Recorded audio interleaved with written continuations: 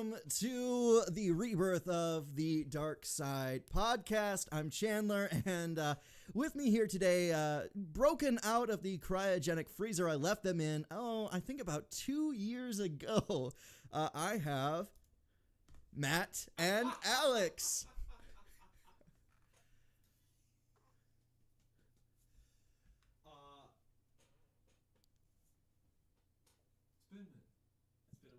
It's been a minute. Sorry, my cryogenically frozen brain is got a lag. Sorry. He's got cryo dementia. Matt Seeley told a joke about 17 minutes ago, and I just now laughed. Me too. I just now got my own joke. Hi. Hello. I'm Alex. And I'm Matt.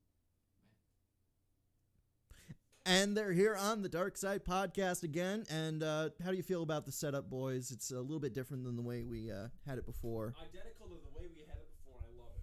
Right? Exactly the same. Same space. Nothing has changed. We're in the same space. We remodeled just a little bit. It was quarantine. Why not? Yeah, we actually knocked down the load-bearing walls and just built the structure from the foundation up again. We had the whole quarantine to do it, so we thought, hey, might as well fulfill our dreams of becoming carpenters and masons. See, and you don't need to go to any sort of architectural school when you have Minecraft. We play Minecraft all the time. Pretty much all we do nowadays. We do it for all of our building projects. Anything that I do, whether I make cooking in the kitchen or building a house, I always do it in Minecraft first. Good stuff. Good stuff. Gotta kick Minecraft first. If you can't do it in Minecraft, then you can't do it for real. That's true. That's why I cannot hold a relationship. What do you mean? You just put your Minecraft beds next to each other. Oh, I'm doing it wrong. It's really hard to find a girl that you like and then just move your bed into her house and let her know. And then the whole bird let it stay there after she discovers it later on. And then you fill all of her containers with just cobblestones. Cobblestones, dirt, soul sand. Gravel. You can get that. That's real. Soul sand's It's a Whole Foods Really? thing. Oh, yeah. Get rid of the Whole Foods. never been to Whole Foods. No? Somebody yelled at me about that the other day. I can't remember who. Oh yeah. For why? There's like one Whole Foods in this entire They're like, you never been to a Whole Foods? I'm like, no, Why would I because go there? yeah, why? I hear it's just more expensive food.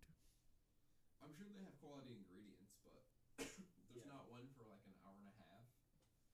So I'm not gonna do my grocery shopping an hour and a half away. No. No, I really did that. I know people who used to do that for Meijer around here. They would travel before there was a Meijer in the Thumb area in Bad Axe. They would drive all the way to Bay City or Saginaw to go to Meijer, Right. just for the. My sister would do that, but it's just an hour drive for her. It's an hour drive for groceries. I'm not about to do that. That seems like too much. I'm talking about it's 2 hours because it's an hour there, hour back. That's true.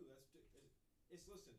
I like Meijer as much as the next guy, but I'm not gonna drive 2 hours to go to Meijer. Meijer was one of the things. Like, I didn't realize how much I liked Meijer until I started going to Meijer for a while. And for those of you who don't know, Meijer is a local supermarket chain, relatively just within the state of Michigan. It's pretty much just exclusively in Michigan, yeah.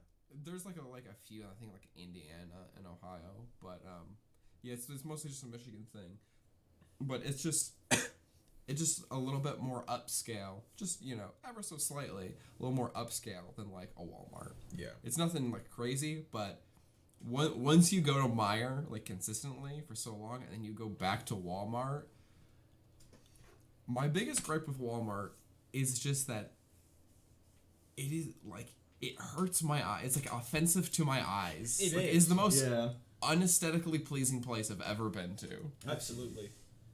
And you know what the other thing about a Meijer is? You go to a nice Meijer, it's clean. It feels Yeah. clean, which is a lot to ask for a big store like that. See, now I've got two things I want to add here real quick, and it's just that Walmart is like a supermarket like brutalism.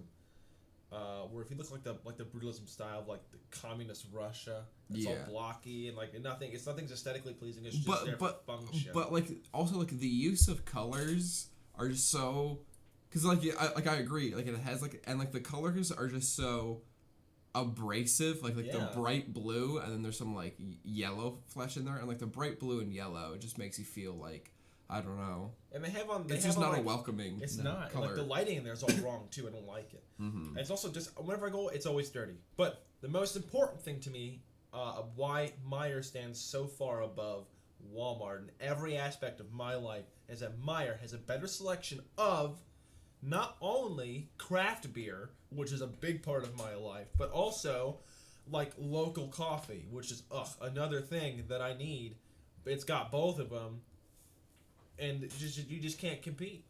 Thanks, guys, for coming to our supermarket review podcast. I've been Alex. This has been Matt. Do you remember Kmart? Like I have vivid remembrance of Kmart.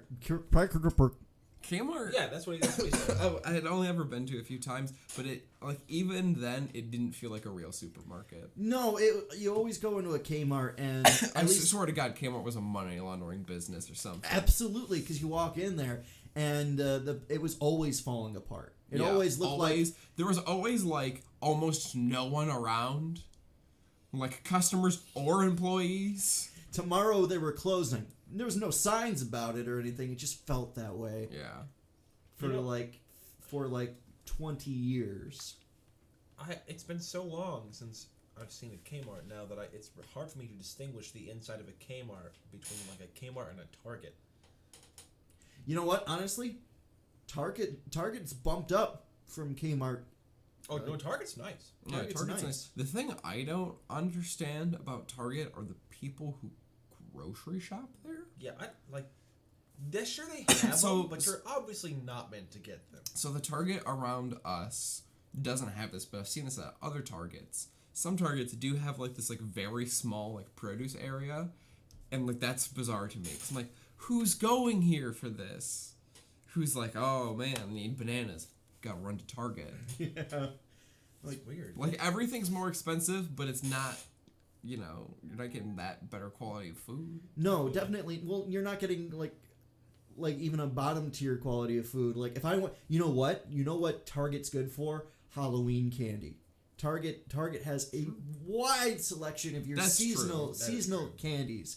But if you want anything like to sustain you more than a day, you definitely do not want to go to Target. I go to like Target because like it's a functional department store, and it has the kind of like grocery stuff. But for me, I'm like, I go there if I want clothes, some certain like tech stuff, maybe furniture, like stuff for your house. Like they got great stuff in that regard. Well, especially now that like Pier 1 Imports is gone. Yeah, but they've already been replaced by Love's. Like there's like another one that literally like moved right in. Like, what is that?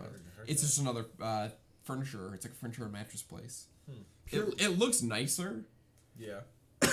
Pier 1 was definitely a regional store that was not doing well. I take it back. It wasn't Pier 1, but it was Art Van. Art Van closed here, and then they're both gone. Well, I know that both are gone, but Love's immediately went into their old space, and it's just another furniture store. It's weird to see who's thriving under the circumstances and who's really falling apart right now. Mm-hmm. It's real weird. Mm-hmm. Yeah. Oh, and of course we got woken up like seriously like maybe 2 weeks into the quarantine from our cryogenic hibernation. So when I woke up, I was like, well, better get to class. And then turns out, oh, it's been 2 years. Where does the time go? Where does you can't go to class? You can't go anywhere. And we were woken up too because like with quarantine, Chandler's like, we're pretty much all hibernating at this point, so you might as well be conscious for us. We're like, oh, okay, yeah, I guess. That and he could and like cryogenic hibernation pods take a lot of electricity. They're very expensive to keep on. Yeah, they're very expensive. You're not gonna put us back under because it's like thawing and refreezing meat. Like you can't really do that. Yeah, like it's only like the one time. We'll spoil for sure. Yeah, and I was getting calls from doctors and people in like political spaces, and they're like, "You can't do this to human beings." That's wrong. That's They goofy. said, hey, you can only do this to the rich. What are you doing? Yeah, this is just You can only preserve our lives for longer. Hi, it's welcome ludicrous. to my political podcast. Here we go. Alex's political Hi, podcast. welcome to my political podcast. I'm Matt Steely. And I'm a Kennedy. Oh, well, I was usually for the political podcast episode, as our fans know, I introduce myself as Matt, he introduces himself as Alex, but what we've seen just here is that he's revealed a very big portion of his backstory that we had not previously known, but we'll get right back to that because we have something very important to talk about. Ben Shapiro's wife. Speaking of macaroni in a pot, what's your favorite grocery store?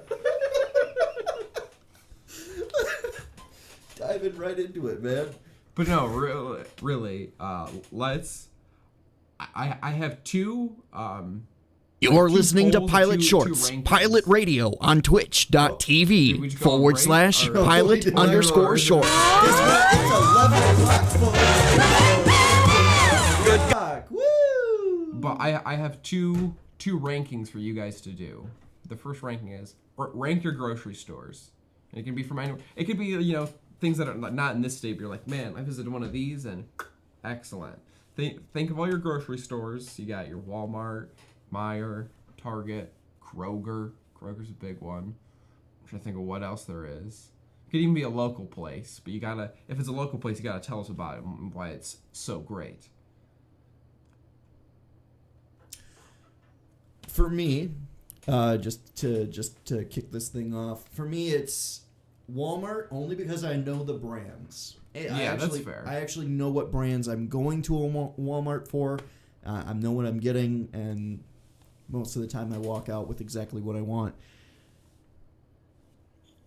Meijer, just because Meier's my number 2, just because it is just a beautiful and clean store to go to, and it's just you go in there and you don't feel like it's filthy and disgusting, and you're not the 10,000th person to walk in there. Mm-hmm. You're definitely the 1,000th person to walk in there on a Tuesday, but you're not the 10,000th person to walk through there and essentially shit your pants at the door and walk through the store and trail that horrendous odor everywhere. And then a place here in Saginaw called Jack's Fruit Market. Oh, yeah, that's a good one. That's I've been told, I've never been there yet. I have not been to one yet, but I'm told it's a smaller chain of grocery stores, like actual grocery stores in the area. That obviously it's a fruit and meat market, and you can get all your vegetables. Some of them locally grown, apparently. Yeah. Very good. A lot of meat locally grown, apparently, and it's all fresh and well-to-do. And I know old people, they really enjoy it. Yeah, sure. That's the bulk of the information I have on that. One time I went to Walmart to buy some deodorant, and I picked up a deodorant, a new scent I had not yet scented, and attempted to scent it. Mm-hmm. And I just popped off the little fun cap, and that's when I saw with horror that someone had used the deodorant on the rack and then put it right back. But here's the thing, right? They not only did they just use the deodorant, they also took off the little safety cap, used it, put the little safety cap back on. But you could tell that it had been used. Yeah, I could tell. So sometimes I take off the safety cap at the store just to give it a better whiff. Yeah, but you put it back. But you always put it back, right? But I pulled it off, and I pull up the regular cap, and I can see, because the safety cap is clear, that there's like an armpit hair and clear streaks where they'd used it, and I was like, this is so, like, why would... What state, at what point of desperation are you at in your life where, like, you don't own deodorant and you just go to Walmart to just use it and put it back on the shelf? That guy was going for an interview that day. You know what? That guy he turned his life around, but he had to do some shady things to do it that day. And it included going to Walmart and using deodorant off the shelf and putting it back. Of course, he woke up that morning and said, I got the big interview today. I got to go buy my raw meats from Walmart. And then he drove to Walmart, and then he was like, better check out the scent section. See the latest No, hottest scent. what he did was like, oh man, I can't wait for my job interview at the Bear Ranch. Gonna go to the Bear Ranch. Just gonna put on some deodorant. oh wait, this is the raw meat I bought. Oh no, I gotta go but I just spent all my money on this raw meat. What can I do? Ergo, he ran straight to Walmart, ran right to the Old Spice section, put on bear glove immediately so the bears couldn't smell it over the raw meat. yeah, you just smell like a bear. You know what really sucks about that deodorant now? It's now got raw meat on it on top of. Definitely Got does. cultures. Honestly, okay, so maybe they didn't apply it. They could have licked it. It could have been either one. Smells tasty. I know it's a very fun internet trend right now to go to the grocery store and lick the things that are there. You know That's what? old. Remember? that No, was like a that's while not ago. even like that old. But you know when it happened? Right before COVID. That's Yeah, you're not wrong. hi. But also, right before COVID has almost been like we're slowly but surely we're approaching a year We're coming up before on a year. before COVID. We're coming up on almost 2 years since it's been A thing. widely known. Yeah. Because we had a full year to, like, I remember hearing about it in January of 2019, and it was like, oh, it's a big thing in China, this Wow. weird disease going around, nobody knows what's going on, Mm-hmm. and then we promptly ignored it. Yeah. Ignored it. I'm good at that. I'm really good. All right. Anything that stresses me out, I'm really good at ignoring it. But Yeah. what is your ranking list though? Grocery, like your top three. Okay, so Meyer, of course, right on top. Just if anything, just because I just loved. I cannot go to Meyer without buying beer, craft beer, a new one I've not tried, or just an old favorite. I don't drink beer that often anymore. I'll have like one beer like every at this point like every week. I'll just have a little sip. I won't even drink the whole thing. I drink half of it with my dinner. And I'll be like, oh, it's such a good beer. I'm like, oh, but I can't finish. Ugh, I'm just too full. And so Meyer, of course, number one. Number two, I guess I will begrudgingly give it to Walmart, if only because I can get a very big box of Honey Bunches of Oats there for this for $1 cheaper than the small box at Meyer. Which is the only reason I go to Meyer and I'm like, oh, curse you, Meyer, for your overpriced cereals. Your overpriced. You know what? I think we need to start supporting, at least if you're in the Midwest regions, northern Midwest regions, you got to start supporting your Myers more because Walmart just announced they're not doing a bunch of layoffs, they're cutting hours Yeah. on a they're- bunch of people. They're cutting hours, but even though despite of like rising profits or whatever. Rising profits, they did get a bit of bailout money from the government for COVID Of course they did. in order to pay people. And the Waltons now own 20% of the stocks in Walmart, I think I read. So, yeah, they're doing way too good right now, and honestly, they deserve. I mean, the people that work there obviously don't deserve. It is. That's a rough situation. All these workers who work every single day doing these jobs like that. I mean, really, no one else wants to do. Deserve to be. Deserve to have a higher compensation for their work. Mm-hmm. And I mean, yeah, they're not cutting their pay, but cutting their hours is the same thing. Yeah. Mm-hmm. It's the same exact thing. Arguably worse. Yeah. Because, well, yeah, like if you cut somebody's pay, but they still working a certain amount of hours, like they have to be insured or something like that. If they're working full time. Mm-hmm. But if you cut their hours, they lose money and they could lose benefits. They too. lose Absolutely. money. They're gonna lose Well, a lot of you money, a lot of definitely benefits. definitely lose benefits, and that's probably the goal. Is like, well, I don't have to pay out in benefits anymore That's absolutely for a person who's only working part time. The amount of money that they're going to make off of this is going to be very large. I mean, And then the damn those checkout lines. There's still only going to be one line open when there's 1,200 people in the store, yeah. even with the self checkout. I will say this: my grocery store ranking goes as follows. Number one, Meijer, for reasons we've already discussed. It's just like a little bit nicer than Walmart. It's more pleasant to be in. I'm not depressed being in a Meijer. Like I go to Meijer, I'm just like, okay, grocery shopping. Oh, But when I'm grocery in Walmart, I'm kind of like, ugh. I'm Right. one of these people now. Number two, at least the ones that I've been to, I know that some of them aren't good, but the ones I've been to, Kroger's pretty good. They also have like a wide selection. Sometimes in certain items, like a wider selection than what Meijer has. But again, they're even like a little bit pricier than Meijer, who's already like just a little bit pricier than Walmart. And then coming in at number 3, Spirit of Halloween. It's my favorite. Halloween, yeah. Yeah. It was a real tough choice, and honestly, 4th place is like a 2-way tie between Joann's and Michael's. See, for me, I thought we were ruling out Spirit Halloween because it was just like the obvious winner. Yeah. Well, yeah, it's I feel also cheated because it's seasonal. It is seasonal, that's true. But a lot of things, like your local farmers market, that's seasonal too. So like we can bring seasonal things into consideration. I realize now that I actually didn't say a third. My third is Kroger. I like their various months of produce. But if we are going down the 4th, I would have to say Hot and Now. Very very fun. They got a lot of choices out there for. Do they still have Hot Now around here? I don't think so. Unfortunately. Unfortunately, they've gotten rid of my beloved Hot and Now. I like how Hot Now is just like the 2 requirements. That's it. It's just like it's hot and it's now. Yes. That's it. It doesn't have to be good. You know what? I bet like when Hot Now started falling off, and then they were disappearing, Little Caesars was like, oh yeah, and you know what? We got our new brand for our pizza, and some millionaire somewhere was like, no, you gonna pay for that name? You gonna pay extra, a little bit extra? Don't use it. Don't use it all. And they're like, we still want to use it. We're gonna call it Hot and Ready. Yeah. It still exists. We're doing it. That's what they called me in high school. We're gonna use it. We're leaving that in. But I have another ranking for you. Mm.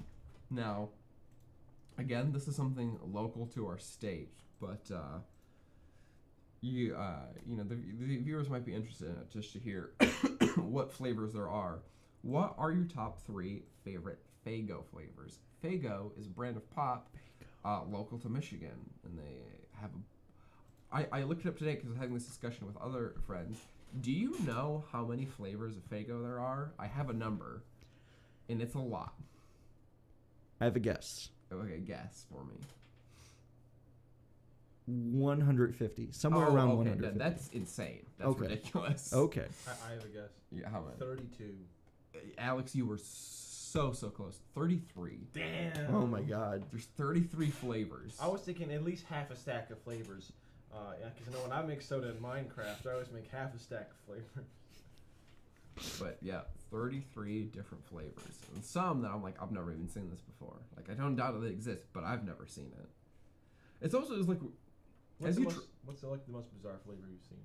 There was like a blueberry and raspberry one. Ooh, okay, that's weird. Yeah, and I was like, that's kind of cool. That's a cool flavor. But there was like pineapple ones. There was like pineapple, like Faygo I've seen pineapple. pineapple. But then there was like mixtures where it's like pineapple and this, pineapple and that. There was a peach one. Ooh. Peach Faygo. Peach is always good. Black cherry Faygo. That sounds pretty good. I drink that. Yeah, there was a lot of different ones. But my three flavors are, and this is in no particular order, but just just my top 3: cream soda, rock and rye, Of course. and then this one might be a little bit out there, Moon Mist. Ooh. Oh, also, something I'd like to point out, there is a Faygo version of Dr. Pepper, and it's called Dr. Faygo. Now my list is about to be very short, very boring, because it is exactly the same as Matt Steely's. Exact same one. Rock and Rye, cream soda, and Moon Mist are like my favorite Faygos, and they're like I always get them like in that order. If I go to the gas station, I'm like, oh, I want a soda. I want local sodas. If I go to the gas station, I'm like, oh no, they don't have my RC Cola. I'll get a Faygo Rock and Rye. I don't have my tab. Remember, My joust. think American, buy locally. That's the big thing going on right now. If you're working in advertising, they're always like, you got to buy American. Buy American. Now, another big thing right now is I know I was speaking to Chandler about this earlier today. Is that this season in particular is like the biggest season for local bookstores. And while local bookstores don't actually do like super good throughout the year in general, because Right. big competitors like Amazon and whatnot, Or just Barnes and Barnes and Noble, Noble, I would say Amazon. Barnes and stuff like Noble. that. Those are like the 2 big ones, right? Competing with them, it's difficult, right? But this is like the biggest season for them. Is people will go.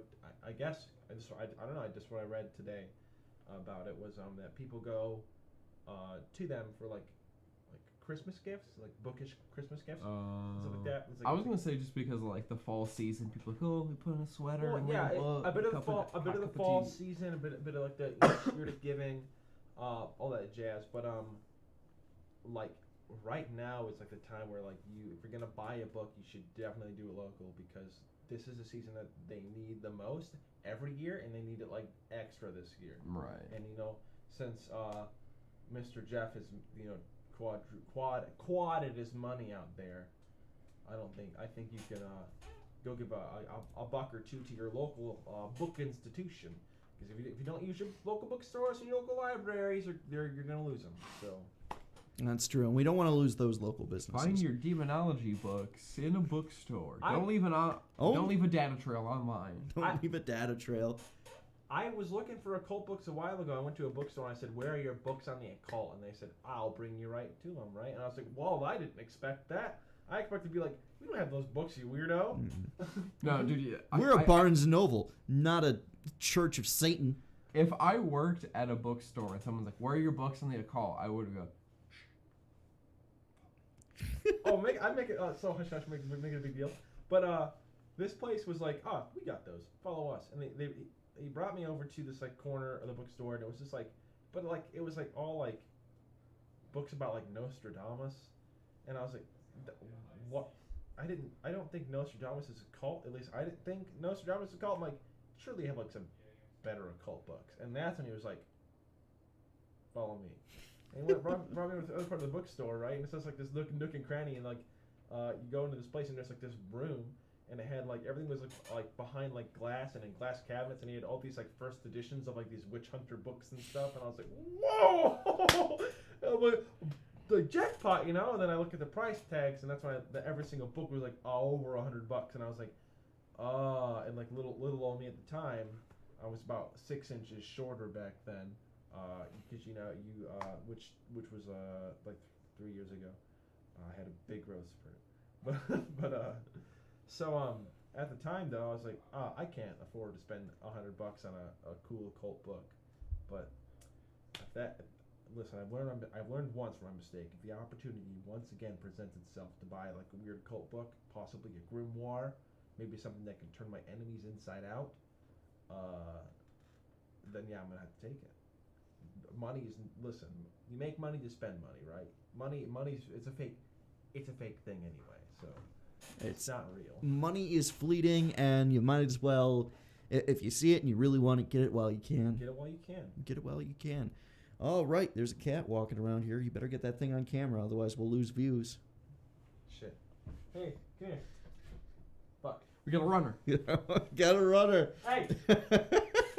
That's it. Close it down. We're done here. All right, and with that, we're gonna take a quick break, regroup, and we got something very interesting that really came up just in the news tonight, and we got to talk about it. We got to talk about the ramifications of this thing. Mm-hmm. So I will bring us back in just a little bit. Until then, enjoy a little bit of the sounds of the dark side.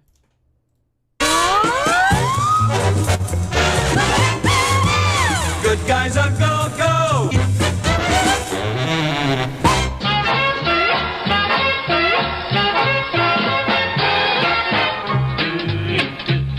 Let's go where the big cash prizes are. You could wind up rich, and it's not very far. If you want good luck for you and your car, everything starts with Sinclair.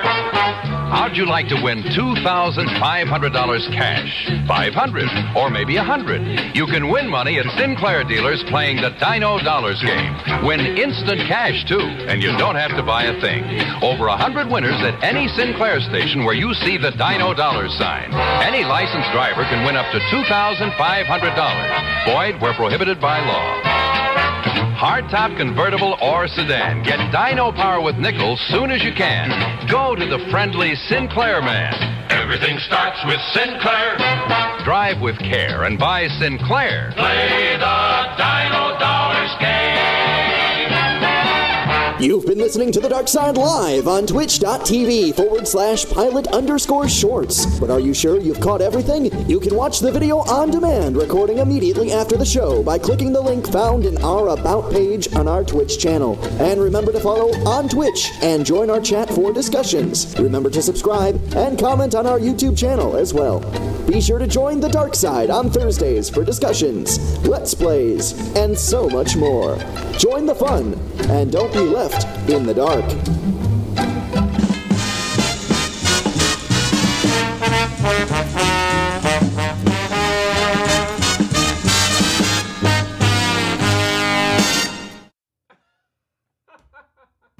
If there's one thing I think is really funny, is that little red light in the camera. It gets me every time.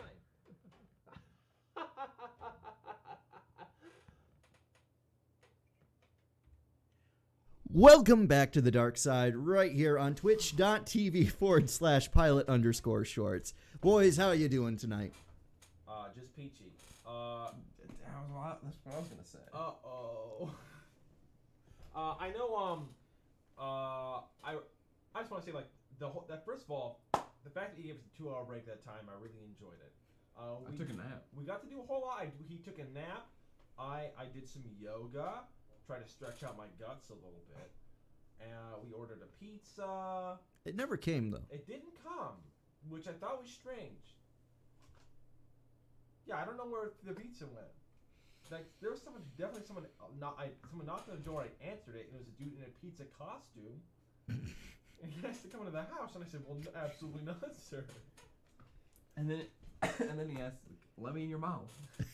Let me in your mouth." Let me go in there. He gave me 2 ultimatums. He said, "You either let me in the house or you let me in your mouth," and then he pulled out a knife. But then I found out that I was just a pizza cutter, and then I closed the door and I called the police. And Is that what gunfire outside? And we can only imagine what happened. They didn't. Funny thing, they did not come in for questioning or anything. They just took care of it lickety split. Well, that's how just how they work. You know, that's protocol. Gotta love SPD. Love SPD. Ooh. Yeah, and I just stared into the camera. He did move. For a long time. I don't think Chandler exists outside of these cameras. Yeah. As soon as it cuts away from Chandler, it doesn't exist. One time, you boys are just so full. One time, when the heat was turned up really, really high, I came in to check on Chandler because he hadn't eaten in 4 days. So I knocked on the door to his abode, and I found it unlocked. So I helped myself in, and boy, oh boy, was it hot in here. I expected, since he'd also not showered, to seem some sort of stink, but I smelled almost like a scented candle. And I walked over to Chandler, and he was just staring into the camera, and he was profusely sweating. But that's when I realized that the sweat, it wasn't just going anywhere; it was just running down his face. And I said, "Chandler, are you okay?" He did the same thing, and I touched his hand, and my hand went right into his hand. And that's when I realized that Chandler, that wasn't sweat; it was just wax. It was just wax pouring down his face. Alex, you kidder. Oh, you jokester. Oh, we're gonna have a conversation after the podcast. I don't want to go back into cryogenic slumber. What kind of Lovecraftian horror though have we developed where the camera's always on? And I was like, what the heck? He sees a stream and he's like, oh, let me end this real quick. As soon as he click it, Chandler just disappears. Gone. Gone. I love it. We'll do it.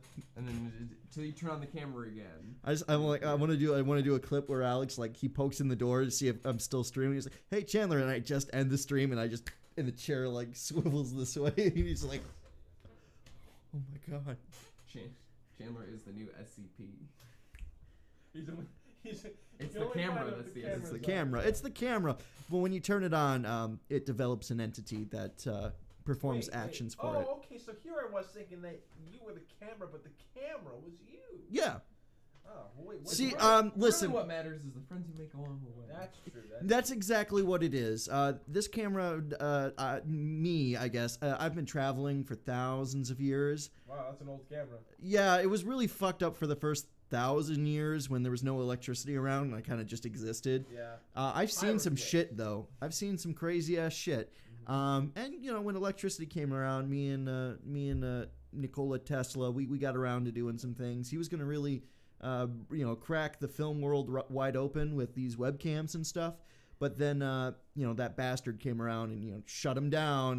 That fat bastard came around and he's light bulbs everywhere. And it was a lot of bullshit for a long time. But now here I am. And, Yeah. It's wild. Very cool, very cool. It's canonical now that Chandler has seen a crazy ass take a shit. Wow. It's, yeah. Certainly something I've not seen before. Oh, he's having a flashback again. I think he's rebooting. Sometimes I freeze up. And then I gotta take a moment It's really to. hard because we like Matthew and I do all the post credits after editing stuff, and it's hard to fix because Chandler's frame rates are just all over the place. His camera's super old. When I got around, there was none of this Windows BS or Apple BS. And you guys keep plugging me into different programs. I don't know what the fuck to do. That's true. If you watch him, you realize you'll see he actually peaks at 30 FPS. That's true. I can get up to 45. What does the human eye see in I've often asked frames myself that per question. second? I'm gonna look this up while we discuss. I feel like it was up to about 80. 80 is. You think 80? Yeah. I'd say like 120. No. No? Humans are fucking dumb. How many frames per second do you think you can see? Some experts will tell you that the human eye can see between 30 and 60 frames per second. Oh, Some maintain that it's not really possible for the human eye to perceive more than 60 frames per second. Yeah. And that's why getting up into 60 frames is weird looking. Yeah. Or at least it was for a long time. Right. But also, what would it be like to see? Because obviously the way we perceive like frames per second is you're watching something on a screen. But what would it be like to see something like a person just move in 16 frames per second? Would it just look very Terrifying. slow? I imagine it'd be terrifying. I feel like It would just look like the most unnatural movement because they'd be perfectly like stopping. You know what I mean? Like the motion itself, when sped up would be fluid, but just like them, kind of like stuttering. that's why some people have Especially if they're moving too. Like that would be weird. Some people have a real aversion to stop motion and things like that and animatronics because of that. Because it's not real. I know it's not real. Yeah, man. So actually, what you just described is called Parkinson's. I'm not here. I don't exist. Good night, everybody. I'm just gonna. I wish I could. That's all. Thanks for coming, everyone. Thanks for coming, everybody. Hold on.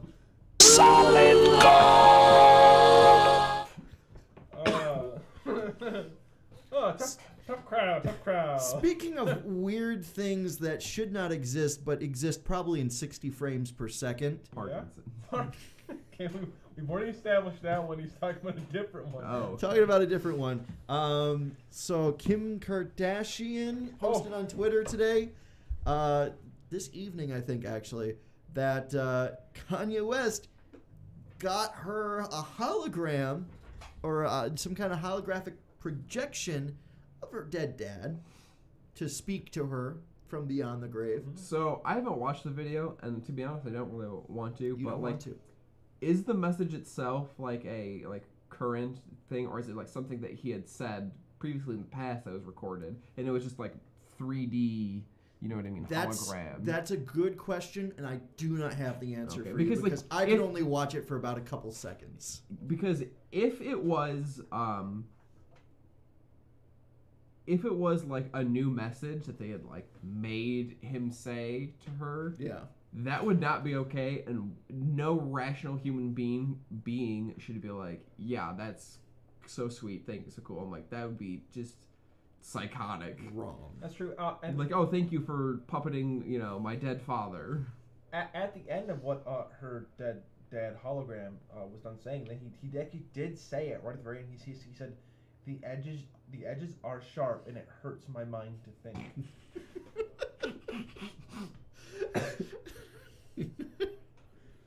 Oh, that's so cryptic, and I love it. But then again, like, we don't really know what that means. But I mean, there's a lot of things to speculate. the Tupac hologram Kanye created said something similar, so we don't really know what's He going on. says, "My eyes see the frames that are in between," and didn't care to elaborate on that. Didn't elaborate. The hologram immediately shut off. He only said it once, and he never said it again.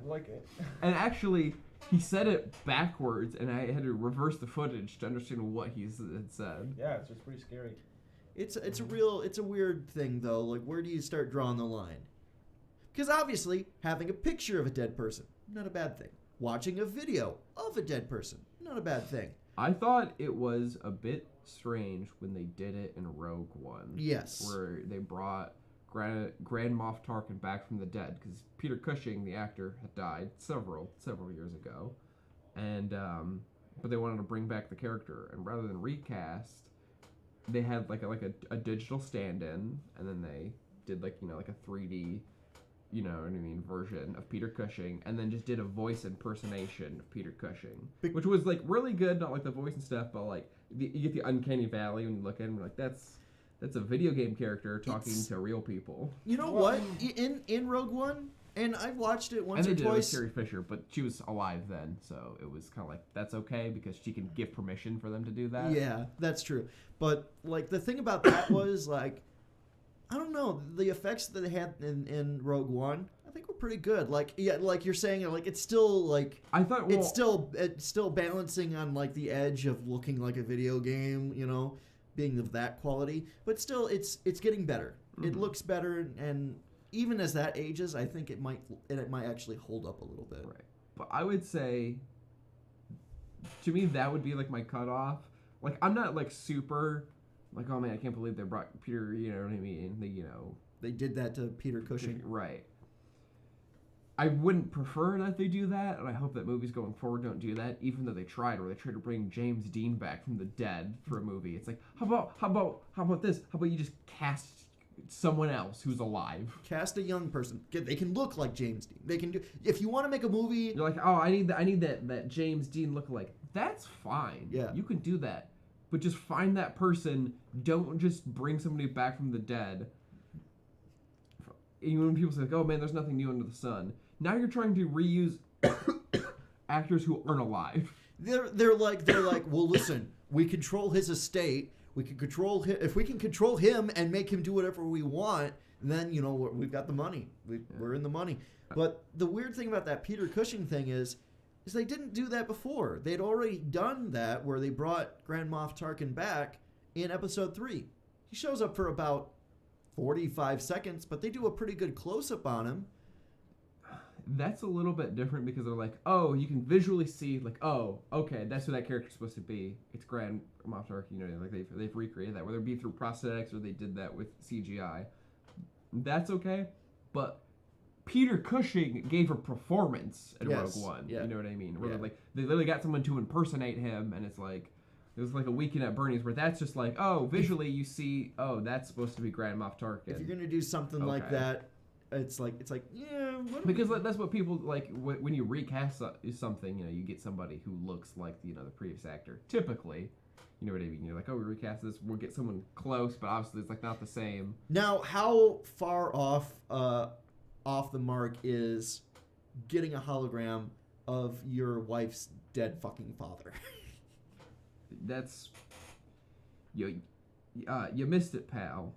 Possibly with new footage with a deep fake and maybe an impersonator. I don't know because I refuse to watch more of that footage than I need to. Personally, I'm saying, why stop there? Make him an everyday appearance in her life. Bring him, literally just rip him from the grave. Bring him back. Try to do a brain scan. They have a piece of his DNA, and they're going to try and clone it. But they're all, don't worry, because they're all going to be female, so they can't reproduce. All the dead people we're bringing back, and we're going to put them out on an island too. Yeah. And James Dean, they did bring back, but they keep him in a very special pen, and they feed him a cow every couple of days. Actually, what they're going to do, they're going to do that with all like the celebrities who have been like Me Too'd and stuff like that. Just like the people who have just had terrible sexual assault allegations. They're going to clone them, and then condition them to be good people. So that way it's like, see, look, you can enjoy their works. We killed the old version. We and killed it. We replaced- killed the bad. We replaced them with the new. And fun little fact for you, Kanye is there for the hatching of every celebrity. Mm-hmm. They're the first thing He you nurses see. them all. He nurses them all. Just Yeah, he's been working. He very slips them Welcome. in a Yeezy shoe. He slips in the easy. Keep them warm. Holds them up to his my dear little Dr. bosom. Sattler, welcome to Celebrity Park. Welcome to Yeezy Park. No, he's part of. And then it's just the thing from Jurassic Park, but just sampled in a Kanye song. Yeah. But Yeezy Park and Celebrity Park are two separate amusement parks, but they are adjacent to each other. Yeah. Okay. They're on the same island, so if a mishap happens in one, it's gonna affect It the happens other. to both. Oh. There's only airplanes coming off that island because they don't want to take boats. So Yeah, that's true. you're shit out of luck if they take the airport. Well, we know this is happening because also something that the Kardashians did was they tested a bunch of people for COVID, and like once again they got a bunch of like everyone was clear. They went to a private island where they could act like COVID like wasn't a thing. They Yep. could just hang out and vibe. So of course they were on the island with so- Celebrity Park and Easy Park. So relatable. So relatable. So relatable, man. I feel like I know them better now. Like they're monsters. Too rich. Way too rich. Too rich. It's like one thing when you're like stupid rich, but it's also like when you're stupid and rich. You know what I mean? Yeah, okay. I was gonna say. Like stupid rich, obviously like not great, but when you're stupid and rich, then it's just insulting. Mm-hmm. Like, oh yeah, we just got a private island and pretended that Like- things were normal. Like you Oh, do, because super we cool. want things to be normal so bad. So we're gonna just leave you people in the dust. Yeah. Fuck all y'all. No, well, that is what's going to happen as soon as interplanetary travel happens. They're just going to ditch Earth because they'll be like, oh, Earth is no good no more. And then they're just going to hop on the old interplanetary bus. Even though And then we're gonna watch that as like television, like, oh, they're on the same planet, it's so cool, wow, so weird and quirky, seeing, you know what I mean? Like, oh, look, check out these celebrities. Oh, You have to, that's- like live I love vicariously. Celebrity Planet! and then every now and again you're gonna look outside. It's like, I miss the sky. Celebrity Planet. No, but in a turn of events, all the celebrities are there at this planet, and it just gets taken out by a black hole, and we're just like, and then it's a mad dash to become a celebrity again. Oh my god. All gone. So the And these are my new competition is YA wiped novels. out. Crazy stuff. Also, I'm going to say something huge. Here's my new young adult novels, and now here's my widely unpopular opinions about things. Now I'm going into space. Now I can go to space too. But could you imagine them just the most foul of people, and just like the mad dash to become famous? Oh god, yeah. And just how awful that would be. That would be the downfall of humanity. Except at that point, it's like, it's kind of you're the second person to do it. You're lame at that point.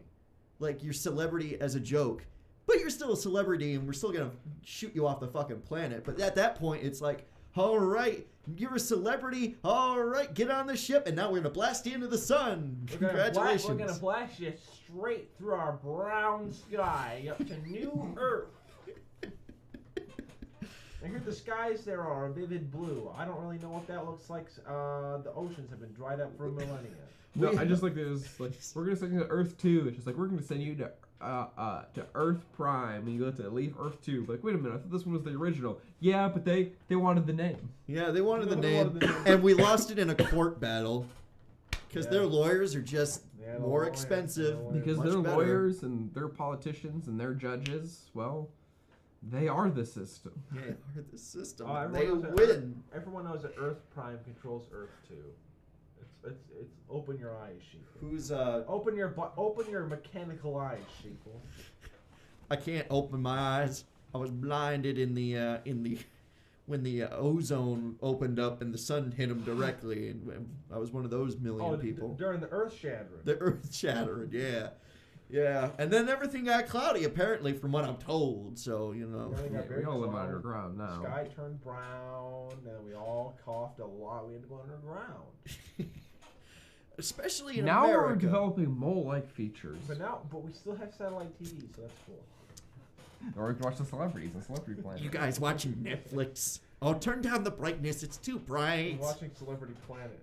Oh, Celebrity I Planet. can't- Netflix isn't a thing anymore. Oh, There's what only it- one thing to stream. It's Celebrity Planet. Because Oh. the monopoly has grown to that Yeah, point. yeah. Okay. There's different channels on. You can watch different like there's YouTuber Island. There's A-lister. There's I can't B-lister. imagine YouTube is going to survive. You know what I mean? It's going to persist. Like, It's already on its way out. well, like not only that, but It's just not. We're learning it's not sustainable unless somebody is willing to foot $1 million bill and not ask for anything in return, just to keep the lights on every couple of years. No, and not even every couple of years, for a month. Unless like Wikipedia can't even do that, can it? Are they still asking for donations Yeah, they still do like mad? always. Yeah, they always do donations. You always do donations. There's a lot of websites where it's like, hey, if you just donate $1, if everyone who uses the site just donates $1. I mean, Rooster Teeth, to a degree, seems to be that one that kind of does all right with like the managing. Like, well, we've got we've got actual business sponsors. Plus, we've got people who subscribe. I feel like Rooster Teeth has just been kind of dying. for a No, while. it's dying for sure. Well, maybe not in popularity. I feel like it is, but maybe it's literally just like their content just isn't as good anymore, and like You know what? I think you know what I think that is. hmm, I think it's going through a revolution. I think Could it's be. I think it's changing. It's just not the content we signed up to see. Like me and Matt, when we started watching Rooster Teeth, we were watching it for like specific shows, and those people and those shows are now long gone or just horrible people, we found out. yeah. So it's not the content we're watching, but there is new content on the way, and it's made by I think we're old people now, Matt, because there's a new generation of kids making content for. None of the Fiona is our age. is she 22? I think so. That pisses me off for some reason. That is wild, actually. Because like I just see people in that position, and I automatically in my head, just because I've been watching for so long, I just assume that they're older. You know what I mean? yeah. I'm like, yeah, they're just. You've done adult. things. You've Yeah. done things. Obviously, you've got experience. You're on a piece of programming that I know millions of people watch. Yeah. We could do it someday. Yeah. Someday. But, I don't know with those channels. I don't know. I just feel like I maybe it's me. I think- falling out of touch with them because I'm just like I don't know. And you're allowed to fall out of touch with a piece of programming. Yeah. If it's not for you anymore, it's not for Yeah. you. And there's like certain things I just like don't connect with anymore. Or, like I just don't care. Yeah, you just gotta, you just tell them. You just write an email and say, hey, listen, it's not you, it's me. Yeah. But I will say this though, and I've seen it happen like so many times, with so many different like YouTube things where it's like, you know what I mean, small scale operation, and then they get a little bit bigger and they become kind of self sufficient. Then then they get really big and they're making a profit. Then they sign on with like a corporation and they're like, we need to keep going up, and eventually, like it's not like the popularity increases. It's not like they like lose, but they just kind of like stagnate, and then just no one cares. Yeah. Like, No. or whatever. There is a ceiling, and But, there's no way to there's no way to like And change your methods enough to break through that ceiling. and one of the things that's like annoying is that no one knows like this is enough. You know what I mean? It's like always just like I need to keep working up this chain, and it's like eventually though it just becomes Yeah. People aren't watching you anymore because I don't understand why, even though it's because you put out the same structured video 18 times in the last few months. Nobody wants to watch It's that all also the too time. though because like when people start off It's never like, oh, I just do YouTube. And then when I first start off, it's like, it's just a hobby and it's a labor of love. And then they just make it their job. And they're like, all right, I'm getting tired. The workload of this job is too much. How do I streamline it? And just like less and less soul. I hired a person to edit this video. I hired a person to take care of this thing and this thing. And sometimes I do a Let's Play by myself. And that's about all I do now. Right. Besides the things that like they move on to like other things that they have to take care of. Like now I have to manage myself or work closely with a manager, so I don't feel like I'm getting taken advantage of.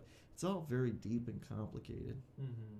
Yeah, but there's no person who's just like, I actually watched a really refreshing video. There's a guy I watch, and he just does cooking videos. And he's talking about like, oh, I haven't uploaded in a while. It's like, yeah, because I've been busy with my life. You know what I mean? I've been like moving and stuff like this, and people are asking like, he's like, I don't do this for a full-time job. Like, this is just a hobby of mine. And he's like, no, I'm not going to quit my job to do YouTube full-time because I like my job. It's like, I really like my job. So I will continue to make videos, but it's not going to be, always consistent. But I will make videos. I will make them. Because also his videos are like, the thing I love about him is, because he'll do cooking videos. They're short, sweet, and to the point. There is no fluff to them. He literally starts off, he's like, and it's like a 3-minute video, but it's like all the detail you need. Because it's not fanned out because he needs to hit ad revenue. Because he has a job, you know what I mean? It's just like there's no fluff to it. It's just like, I'm just gonna show you how to do it. That's also a disconnect going on right now. Is like there's people who genuinely like they want YouTube to be their job. There's the opposite of that, where it's like the real life job sucks, and they'd really rather be doing that YouTube production 24 hours a day, and good for them. That's a really good thing.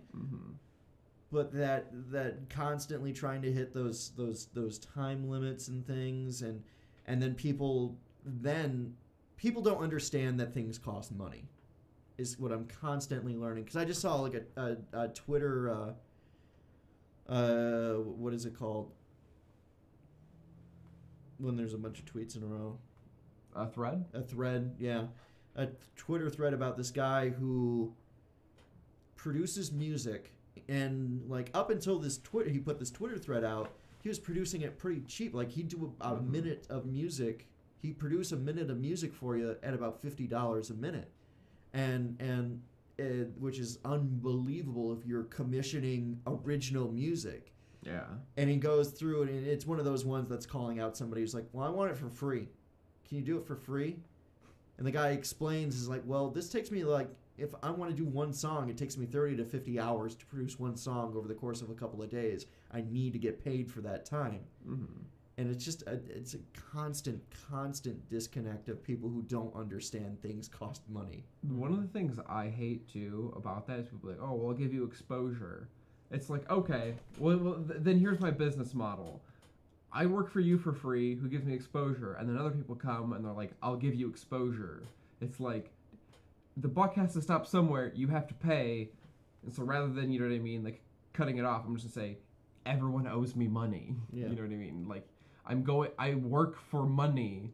It's not like you go to restaurants, like, listen, give me this meal for free. I'll leave you a really good review. Oh, yeah. Bring in a lot of revenue. I have so then everyone would try to do that. The beautiful thing about that post is the guy was like, I'm going to have a really popular YouTube channel or Twitch channel or something like that. And the guy's like, you know what? Let me take a look at your Twitch channel, see what kind of content you're doing. So maybe, I'm going to start looking into it for you and see what kind of music you want. Oh, I haven't even made my channel yet, but I need the free music now so I can make my channel. And it's like, God damn, what the... You have nothing to offer. You have nothing to offer, and you don't even want to pay for the... No! And thankfully, that person has since, the person who was doing the music, since making that post was like, somebody asked about it. I was like, so you're only doing $50 a minute? And then he's like, oh, no. Since then, since people actually said I should be charging more for this, I have since raised my prices, my fee. But it's still fairly reasonable. So, and I think that interaction was pretty good exposure. So now that I thought about going, do a lot of beautiful the thing too. Well, it looks like the guy gave him the exposure he was after all. It's true. Except I wish. And it costed him no time, though. Is the thing. Yeah, exactly. Always work for free. So it's all about that balance of how much cost versus work. So, you know what, asshole, like asking for free music. You know what, and everybody censors those people when they do that. Mm-hmm. I know it's for a good reason, because I'm exactly the person who just wants to be like, go up to that person and it's like, did you really expect to get something for free here? Right.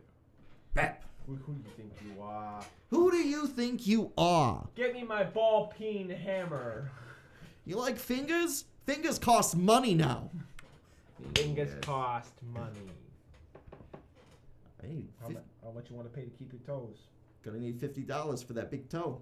$50 for big. What are the guys getting pinky toe prices for a big toe? You need a toe? You need a toe? I can use your toe by 3 p.m. I can use your toe by 3 p.m. You just say the word, dude. Which one do you want? Which one? Which one are you missing? I prefer the ring toe. The ring toe? Yeah. That's my favorite. I got 6 or 7 of those right now. On my bookshelf. So I got a special glove I wear. I put it on, and then I with a bald fist, and then all my fingers look like little ring toe. And all got different little bits of jewelry on them. I don't like that, man. And then I make little phone calls with my toe finger. On my old rotary phone. Rotary phone. All right. Rosary phone. Yeah, little rosary phone. Bring it closer to God. Mm-hmm. I'm bringing it closer to God. All right, give me those toes.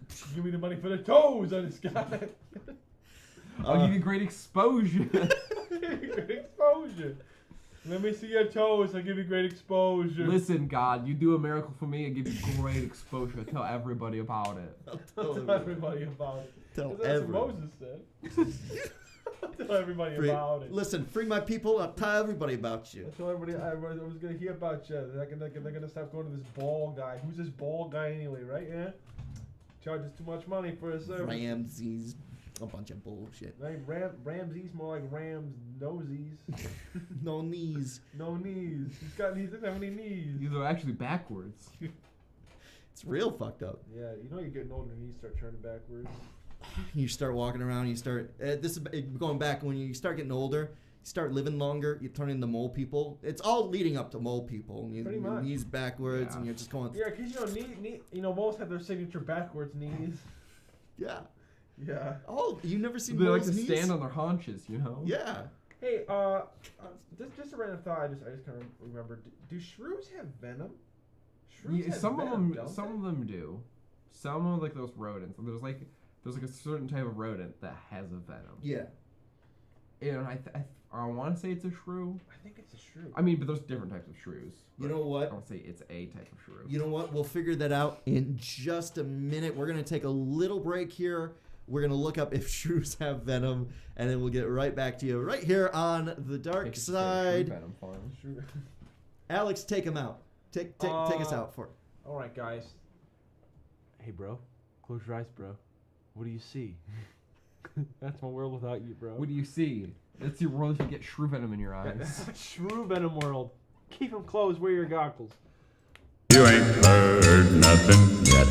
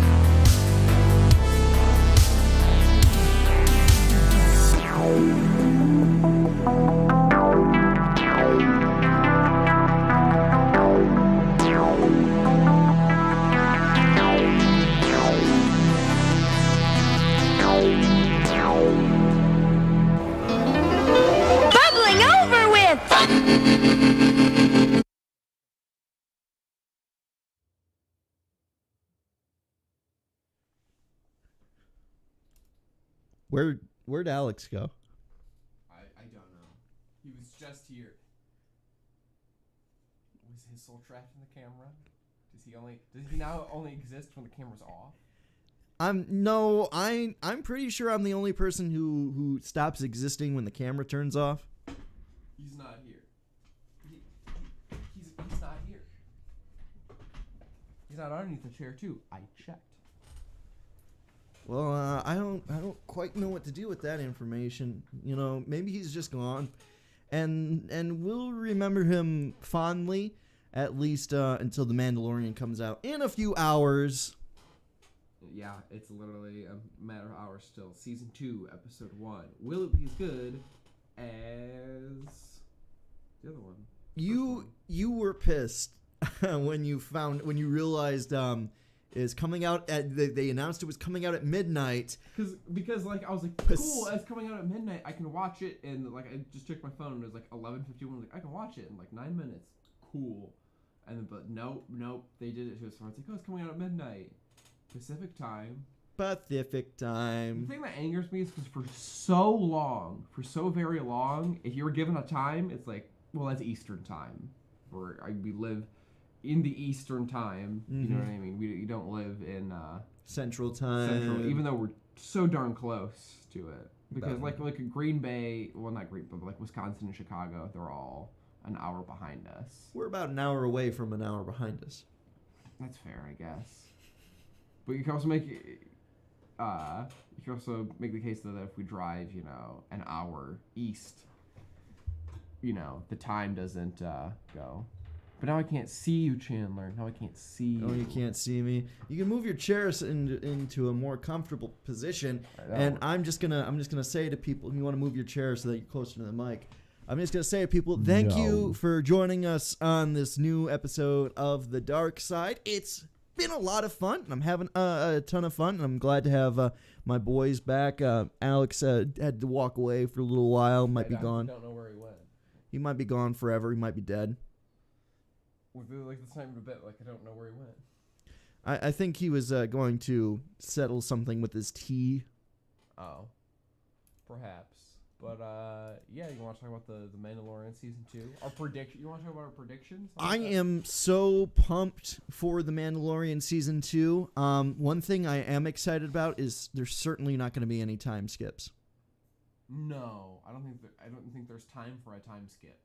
Well, no, like even if like they wanted to do something like, I'm sure like without thinking about it, one of my immediate thoughts for a plot is to like time skip 15 years in the future. Yeah, no. Just for the fact to age up like the baby Yoda, so it's actually doing things. But see, here's the thing, I don't want that. Like I don't want to see like a weird, you know what I mean? It's like either it's like old like full like adult Yoda. I don't know why, but just be seeing like adolescent, you know what I mean? Baby Yoda. I know this is like I guess adolescent Yoda. I'm like I don't want to see that for whatever reason. I'm like that just seems weird to me. Like once it starts talking, it'll lose all cuteness for me. This is one of those things where I'm like it's dead to you. I want them to hand off the baby before that point. Do you think it's a clone of Yoda, or do you think it's an actual like part of the species? It's hard to tell because the mythos of that species is so just unknown versus like I don't know how like not unknown but pretty much unwritten. Yeah, for the most part, unwritten. It wouldn't surprise me if it was a clone, but at the same time I'm like, oh man, that'd be kind of weird. What I hope is that it's just one of these species. It's just like an offspring, however those are created. Maybe somehow, some way, like as soon as one dies, another one's reborn. But it's not like a phoenix. It's not like the same being reborn. It's not like kind of like reincarnation, but not really. You know what I mean? It's like this is a new creature. What if this is another metachlorian thing? And it's just like the Force these creatures are very close to the Force, and they're not necessarily born; they're willed into being. Mm-hmm. It'd be interesting, but I'm sure like that's not what this show's about. I'm sure they're not going to go down that route. Right. which is very exciting when it comes to the Mandalorian thing, because this is just people living in the galaxy. They don't care about the mythological bullshit. What I would like is for the Baby Yoda storyline to be wrapped up, honestly, by the end of this season, but just have the story of the Mandalorian tied to something much, kind of like bigger than all of them type thing is what I would want. Just because I'm like, you can't carry on Baby Yoda for 4 seasons. Yeah. I think they're planning for like 4 seasons at this point. So they're like, they literally are starting shooting the season 3 right now. That's right. They're like Which is starting. insane. They just want to pump these out, but I guess Dave Filoni and Jon Favreau, they have the scripts up for them all ready to go. Which like for like a lot of people, like, oh man, they're cranking this out so fast. I think they just have a vision. They're like, we know what we want to do. It's just a matter of doing it. So we're just doing it and just cranking it out, so that way they can release, a season every year around the same time. Oh yeah. And as long as they maintain the level of quality that we've seen in season 1 and hopefully season 2, I'll be fine with it. Yeah, like The Mandalorian made me just enjoy Star Wars again. Like the sequel trilogy. I'm not one of those people who I'm like, whoa, the sequel trilogy. They get like super mad about it, but I'm just like, it just. I don't know. It took the wind out of my sails, Star Wars wise. Where I'm just like, this just isn't fun. Rogue One and Solo, I'm like, these are pretty good. They're pretty. You know what? If Star Wars is supposed to be fun, Rogue One and Solo, they do the job. They tell story. Solo could have been more of like a generic story and not the like, here's every quip Han Solo ever said. But yeah, that's like one of my gripes with Solo is like they explained too much about his character in like one movie. It's like, oh, so Han Solo became Han Solo over the course of 2 days. Yeah, basically. You know what I mean? I'm like, that's not fun. His character seems so cool because he's experienced so much, but like really, it's like, oh, the Han Solo you knew was crafted in 2 days. You know what I mean?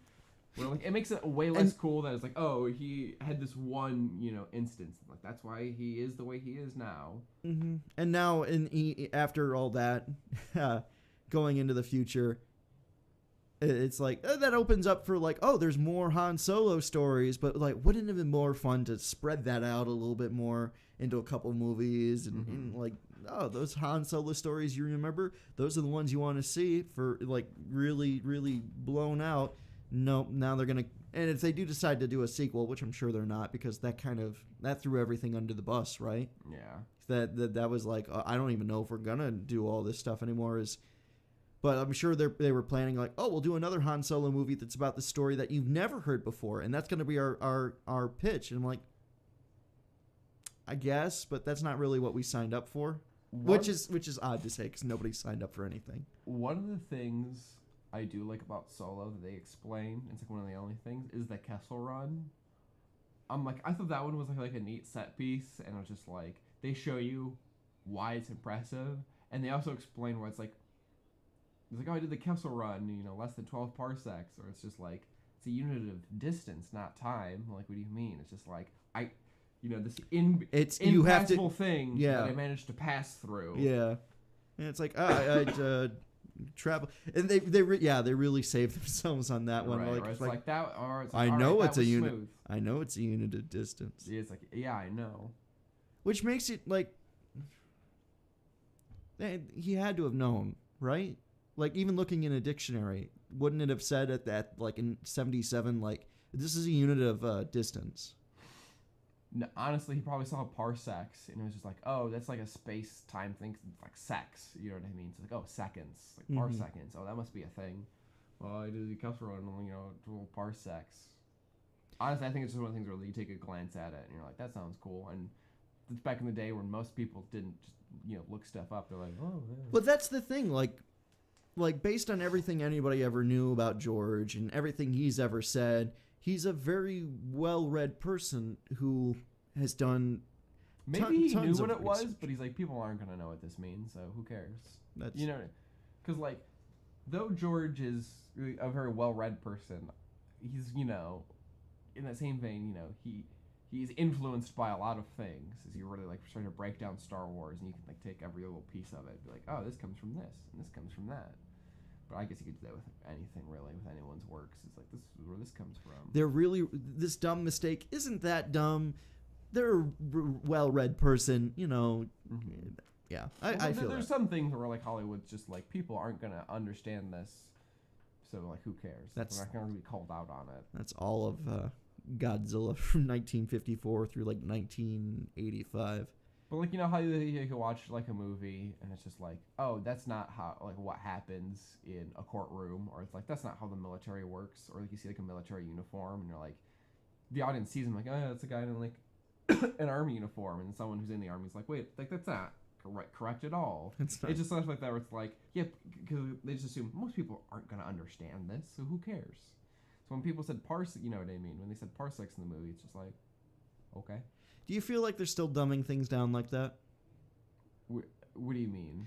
Because there's still like I think about it and like I feel like that's an old Hollywood thing where it's like people are They dumb it down. Yeah. I would say that there's less of it. There's more attention to detail because people are particular about that. And people like really like it when they see something. They're like, ooh, that's actually really accurate. Even if they know nothing about it, you go and you see like the YouTube video. It's like, oh, let's break down this movie, and they look at it like, yeah, that is pretty accurate. There's like so many different channels dedicated to that exact thing where it's like ER doctor breaks down, you know, scenes from this. Like I'm sure you've seen like a million of them because people love to watch that. So now like movies get more specific because people really like that. But there's still like the case of not like dumbing it down, but it's just like just not caring for the attention to detail. Oh yeah. It's, you know, but like we don't have, you know, like this is Fast and the Furious. No one cares. What's a parsec? I don't know. Right. It's space, man. And then with Star Wars, Have you ever been to space? No, neither has anybody else. yeah, and just with Star Wars, there's it's even like more so because it's just like, oh, well, it could mean a different thing and stuff like that. All right, yeah. No, I'm excited for the Mandalorian. I'm excited to see more of post Jedi Empire. Mm-hmm. Me too.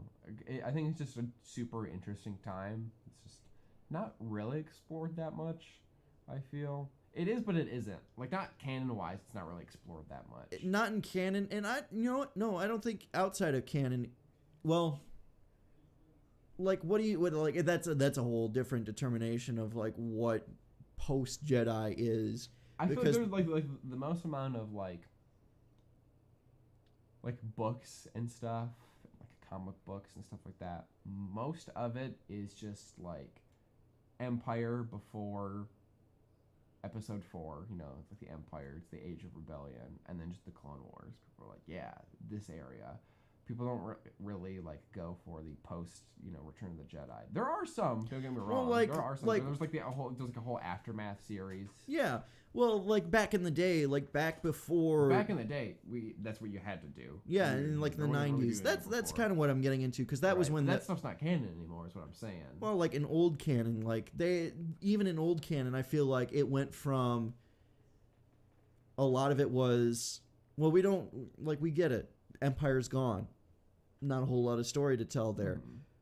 What about when Luke Skywalker starts his own Jedi temple and he starts training younglings, right. and they like really wanted to jump into that, or they wanted to jump into entirely different conflicts that didn't revolve around the Empire. One of the smartest things and like one of the coolest things I think they did in that extended thing, like post Jedi, was there was like a thing where like the Empire and the Rebellion went back and forth. At this point, New Republic went back and forth, even after like the events of Return of the Jedi.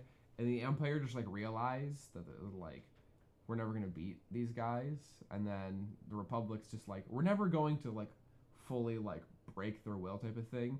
So they're their own like just sovereign nation type of thing, and they're just like treaty, and that was it. I was like, that's smart, you know what I mean? Because it's like the Empire will, you know, continue to be a thing on like a few planets, and like that was it. Like, you know what I mean? They would be like that faction that like, oh no, we flew too deep into Empire space. That kind of gets into like a Star Trek thing that Star Trek had for a long time. Mm-hmm.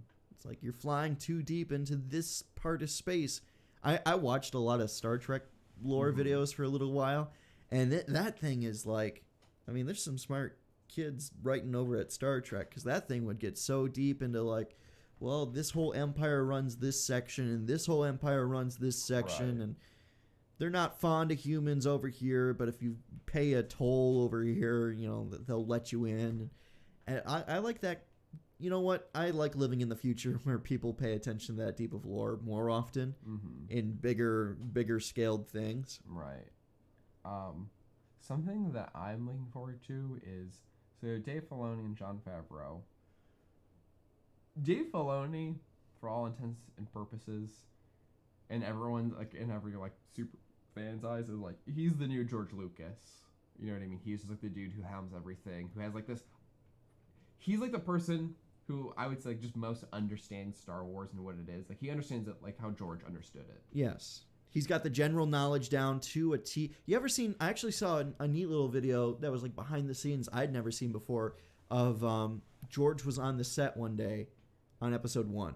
And it's like, whatever your thoughts are on episode 1, this was before it was finished. But he had Steven Spielberg there to look at a physical full-scale model. I saw this video of a battle droid. Of the battle droid, and George is like just so into it. He's like, yeah, and these guys, you know, it sounds like the way he's talking about it, he's dumbing it down for Steven.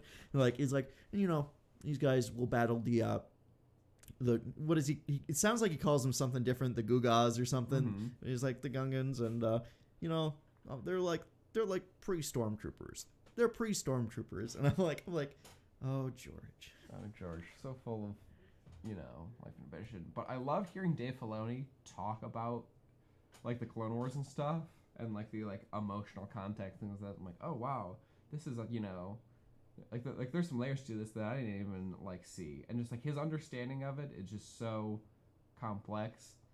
And, like, the thing, too, like, when you watch the Clone Wars, it feels like Star Wars. You're like, yeah, this is Star Wars. And even with the prequels, with them not being good, when you watch them,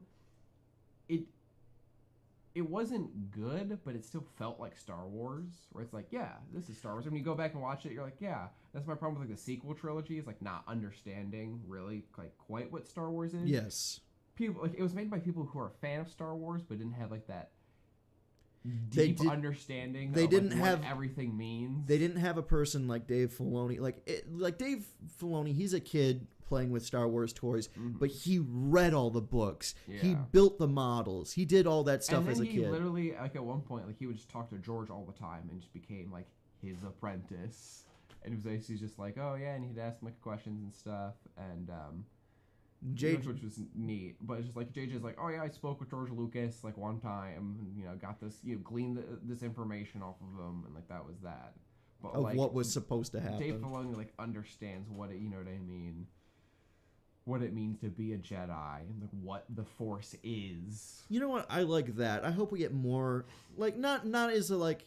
And that's why when you watch The Mandalorian, because it's Dave Filoni and Jon Favreau, more Jon Favreau, but like Dave Filoni's there, and I feel like he's more of like the consultant. Like, is this right, Dave? He's what we're doing. He's like, that's right, yeah. Like that's in line. But like, when you watch The Mandalorian, the ship would you're shake like, this way. You're like, this feels like Star Wars. From like the core like emotional elements, like the motivations and stuff. Because you can make stuff physically look like Star Wars, but when you know what I mean, when you see it, or like, you know, how it like resonates with you, that's what to me like makes it Star Wars, where it's like, oh yeah, this feels like a Star Wars story.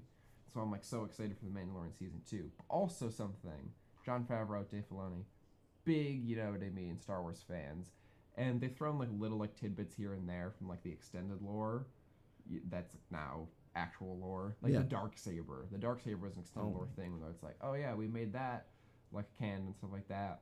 What do you think could be brought into canon, like from the extended universe, even just like a little like reference or something here that you can like see? One thing I always liked, like in the background, it doesn't have to be like a forefront. Oh no, this thing. isn't. Just Yeah, like, it's not like gonna be even like an alien walking by, and you're like, oh, it's not gonna be a huge thing. But one thing I always enjoyed, and I felt like it kind of carried over into like Star Wars at some point, into the canon Star Wars, but at one point, like I read a few. I didn't read the entire series of like the Young Jedi Knights, and it was the kids that like Han and Leia's kids that ended up going to Luke's academy, because God knows the whole Skywalker family has got nothing but force flowing through their veins. But one thing I really like was the post-Empire, now the First Order, but like the post-Empire then existed so small that it was basically like they were going in and were like taking gangs of angsty, kids off the street, homeless kids in Coruscant, and they're like, you know what, you come with us, you can be your own person, we're going to give you a gun and some training, you just have to fight under this flag. And they would take them in and do that kind of thing. And their like base of operations was it was a different kind of space station then, but now in context, in current time context, it looks like a retrofitted I think they call it the Luger Hulk, the Trade Federation semicircle ships. They turned that into their space station, their base of operations, and that was the academy they had. They had turned they had turned one of these ships into an academy that they'd take across the galaxy into hiding wherever they needed it. And that's something I'd like to see is like, where's the Empire hiding? In space. Like they wouldn't all be stuck on planets. They've got to have a base of operations that moves somewhere. Maybe like they really like their space stations. They do. That's true. They do. So, something that I'm hoping shows up, even just like as like a background character just walking by, is the always formidable Yuzong Long. Do you know who those are? They're like from like beyond the reaches of like the known Star Wars galaxy, and they're like that's where Admiral Thrawn's from, right? No, he's not from there. I don't think he's from like the outer edges, but he's not from that far. Because like one of the things that in like the extended lore is the Emperor had built the Death Star not just to destroy planets, but he had known about this outside force. He's like, this might be a real problem because they're like resistant to the Force and stuff like that. It's like, we need to be able to defend against that. Well, that would that would be very interesting. Maybe if they made it as like a redemption, like a mini redemption thing, like. Well, it's not even that. He's still just saving his own skin, but it's just like. Oh no! I totally understand that, but they're like, oh my god, he knew this horrible thing was coming, and he built it. He had something other than absolute hate of and wanted destruction, in mind. So it would be an interesting like turning the Death Star into something still scary, but it could have been a symbol of hope. Like how close it came to being a symbol of hope. Ignited the not universe, but galaxy. United the galaxy, and it was after our weapon against this fight this outside force, super scary. But I'm just meaning like I think it'd be cool if they just made a canon just by like, oh, there's one in the background. You just see it briefly like walking by, and you're like, wait a minute. Do they have a distinct look? Yeah, they do. They look pretty wicked looking. I'll pull you up a picture while we talk, but that's one of the things. I'm trying to think of like cool old lore things that could come back. Cuz what happens after Jedi? Really? I don't know. At this point, there's not a lot that happens after Jedi that hasn't already been ruined by the Force Awakens. Oh my god. Yeah, they look absolutely scary looking. They look like they belong more in Star Trek than Star Wars, which is probably the point. Yeah. Because it's like Star Trek because like they have almost like skull-like faces and stuff like that. Alien, even to the aliens of Star Wars. Yeah, exactly. Because like most like the aliens in Star Wars, they all have a certain look to them that's somewhat industrial or like mechanical. Like they all like wear like clothing and stuff that looks like every other piece of clothing that everything else wears for the most part. There's nothing that looks way out there. It's an integrated society in a lot of places. Yeah, it's like they all wear like the same type of clothes, even though like some are like these giant hulking things, and some, you know what I mean. Think of like in The Phantom Menace. Think of like Sebulba. Like, he wears like a vest and a hat and goggles. You know what I mean? Even though he's like this weirdly shaped bug horse-looking creature, but he still wears clothes like a person would. like a person would. That's one of my favorite sayings. But you know what I mean? Like these things have just, you know, they are beyond that realm. They have like, these like weird looking Exoskeleton. yeah, like exoskeleton suit things. You're like, that just looks like something on a Star Trek. And it will kill. It will kill you. Yeah. It looks like it hurts to wear. But I think it would be cool if there was just a reference to that. Like, nothing more than like you see it in the background. Like, that's it. Because like honestly, I'm not sure if I'd want it to be like a part of a story, but I think it'd just be neat. Be like, oh, look at that. At this point, I think we're too far gone because that would have to be the invasion of the Yuzong like Vong. you said, I don't think they would do it as a plot thing because it is like it would be like its own sequel trilogy. It'd be like episode 10, 11, 12 because it's such a gigantic threat that I feel like you couldn't just do it like, oh, in the Mandalorian series they deal with this. That's what I'm thinking is like if you started showing them, it's to quote to the MCU, it's like an Avengers level threat, where it's like you're not going to deal with it in Ant-Man and the Wasp and stuff like that. we should have though. We should have just gotten it over with. Yeah. No, yeah. Yep, that'd be cool. I'm very excited for the possibility. More probably Boba Fett. Yeah.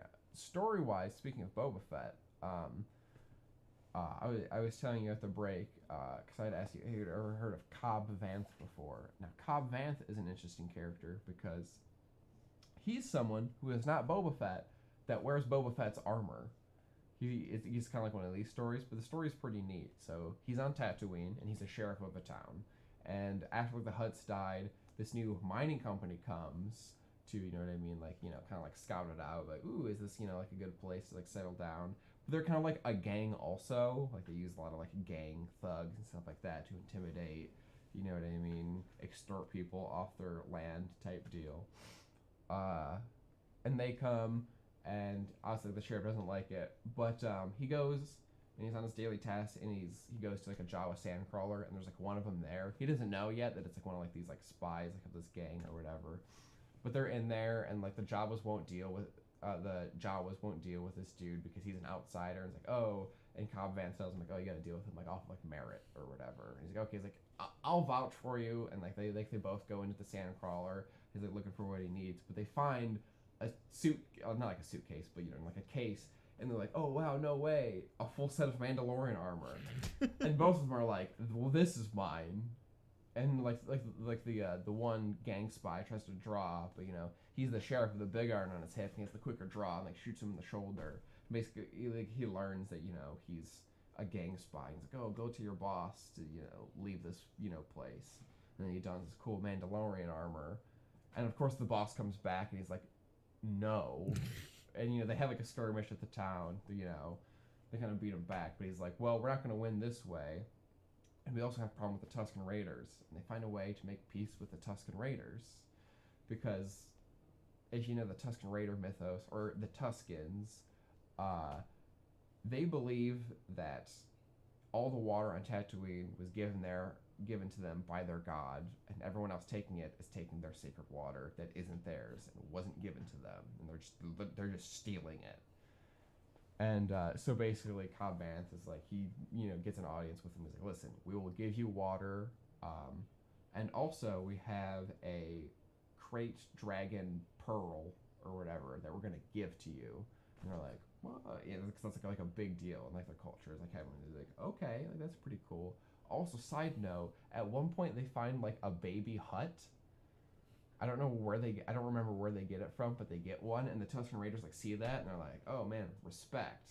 For some reason, I don't know why they respect the fact they have a baby Hutt, but they're like, that's pretty cool. I think maybe that's a thing, because like the Hutts never messed with the Tusken Raiders never messed with the Hutts as far as like any lore I've ever heard. Yeah. So maybe the Hutts had a thing where it's like, we're not just gonna hang out on this planet with hostile natives. We're gonna give them a kickback, you know? Like, yeah. But so like the Tusken Raiders are like, hey, we'll help protect your you know, like the lands around here. Like, we're cool. Of course, that, you know, that comes important later when the, you know, gang comes back with all of his forces and they overtake the town. Also, a little side note that's really funny. Cobb Vanth's like buddy, his pal, is, you know, someone they find like walking on the desert, like, oh, come here. Oh, you're a Beastmaster? You know what I mean? Come like work in our town. And you're like, Matt, why is this relevant? Do you remember the dude in Return of the Jedi when the Rancor dies, crying about it? It's that guy. They get that guy. They hire that guy So out. of course, you know what I mean. It has to be characters that you've seen somewhere. They get that guy, and like he's basically like hanging out with Cobb Vanth the entire time. But basically, the story of Cobb Vanth is he just finds like the Mandalorian armor and just becomes the Arizona Ranger with the big iron on his hip. And I hope, because like there's a legitimate rumor that Timothy Oliphant, who's a really good actor, he's very charismatic, and he's played a sheriff several times and things. There's like a rumor that he's going to play Cobb Vanth, and I was like, oh, that would be awesome. So That'd it's be perfect. it's not. There's a possibility it's not Boba Fett returning. Well, it's pretty much leaked that Boba Fett is returning. However, one, might not be wearing his armor, or two, he gets killed, and maybe the armor is just given to Timothy Oliphant. I know the big giveaway was that what's his name was coming back. Tamura Morrison. But people are like, oh, well, you know, Ahsoka's going to be back. Like, that was confirmed. Like, maybe it's Captain Rex. Because Captain Rex, canonically, still alive. He's still alive. He's still Because, kicking. like, because it's canon. Like, Dave Filoni confirmed that in the Battle of Endor, there's, like, a rebel there who, you know what I mean, like a little bit darker and has just, like a big beard. Like Rex does in Rebels. And he says, yeah, well, why not? That's Rex. Why not? He's there at the Battle of Endor. And it's like, oh, that's kind of cool. That's neat that, you know, he's literally made it that far.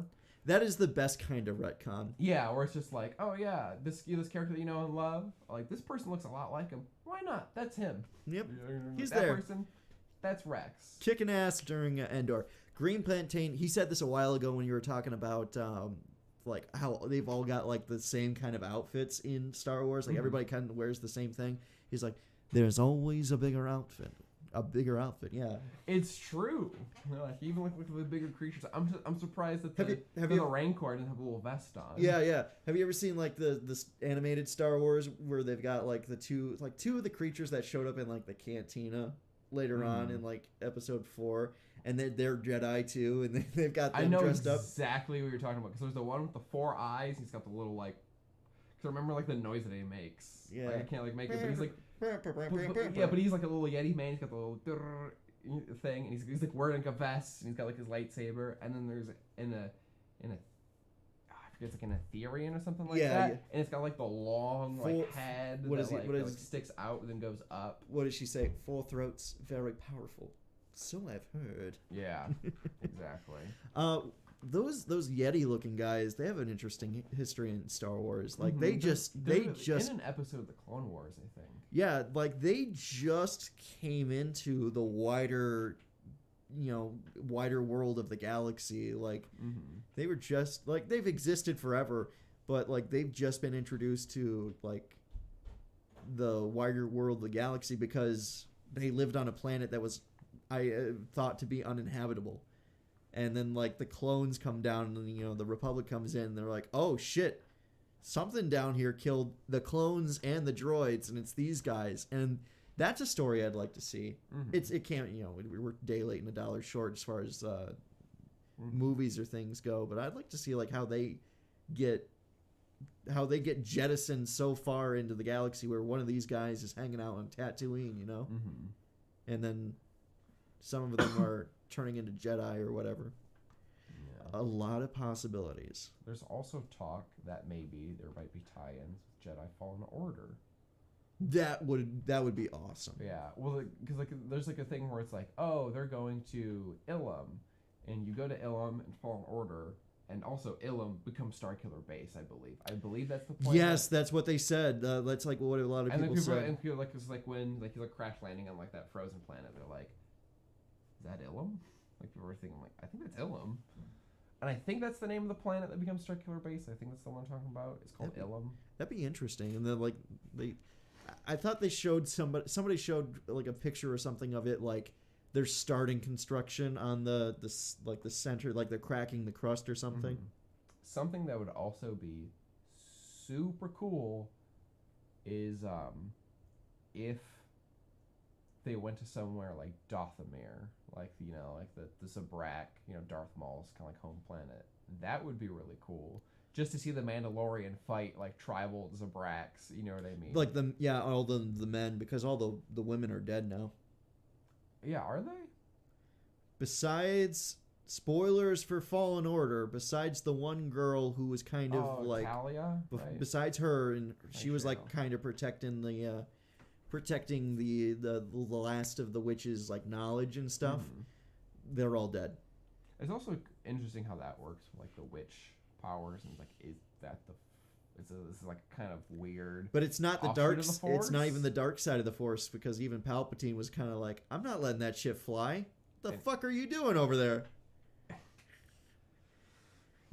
It's there's a great bit in the Eric Andre show where Eric Andre because it's all about pranking people, and he shows up on the street and there's like a cop car there, but it's like a fake cop car. And he just starts destroying it, and then Hannibal Buress, and there's like Emperor Palpatine, shows up. What the hell are you doing? What are you doing? And he stops and he goes, "Cool ass shit. That's what you're doing." That's Palpatine. The Night Sisters. Like, what are you doing? What are you doing? Cool ass shit. That's what you're doing. Fucking. He's like, come on, let me help. Except Palpatine is like, that was fun. All right, get these droids in here and let's get this shit up. Oh yeah. And he's like, the dark side of the Force is a pathway some deem to be unnatural, but that shit's weird. It's like I don't like that's something I've never even thought of before. Stop right now. That I cannot let this fly. Yeah, I'm curious how the witch's magic connects to the Force, or even if it does. Maybe there's other entities. That's the thing. Because like you can kind of like in some cases they attribute the Force as like deities in themselves, like kind of like gods. It's like, hey, stop that. What if there's other gods, like other gods that can influence things in certain ways? I'm like, that would be a neat. I do. Take. But I don't think it's going to be explored in The Mandalorian. That's, you know what? That's an interesting thing I'd like delved into. Like, that'd be an awesome movie. Just like going into the deeper into the Jedi and the Force, and then the Dathomir and witches. Feel like, kind of like a not like a Lovecraftian horror, but like, you know what I mean? Just like, it would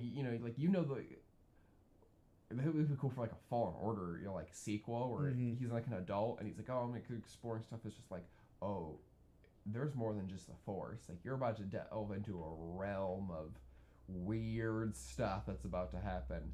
I would be so down for some like real weird Star Wars stuff where it's like you're about to go to some weird places and see a lot of things that aren't gonna make sense beyond the realm of your understanding. Let's do it, man. I'm down for it. All right, let's take one more break. And then we'll come back and talk more about Star Wars and things. Mandalorian's coming out tonight, and we're definitely going to check that out when it comes back, and when it comes on. And then I think I do have one more thing we can kind of chat about before we end the show tonight. So before we go to break, Matt, show it. Oh, she said no.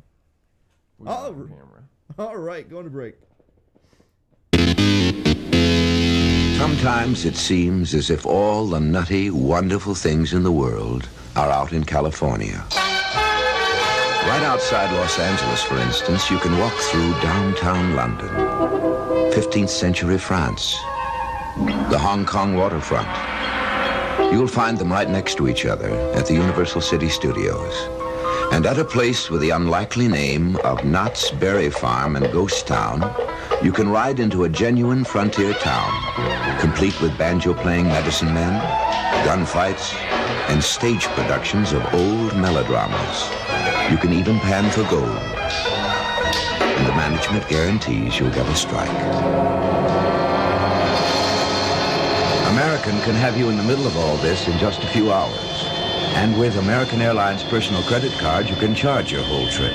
Just call your travel agent or American, the airline built for professional travelers. You've been listening to The Dark Side live on twitch.tv/pilot_shorts. But are you sure you've caught everything? You can watch the video on demand, recording immediately after the show by clicking the link found in our About page on our Twitch channel. And remember to follow on Twitch and join our chat for discussions. Remember to subscribe and comment on our YouTube channel as well.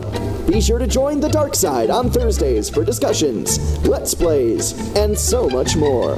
Join the fun, and don't be left in the dark.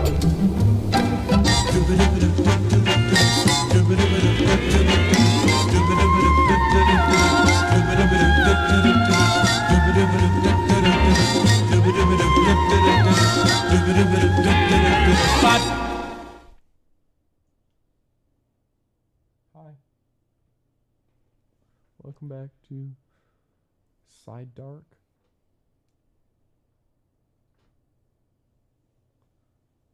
Chandler, I don't know what to do.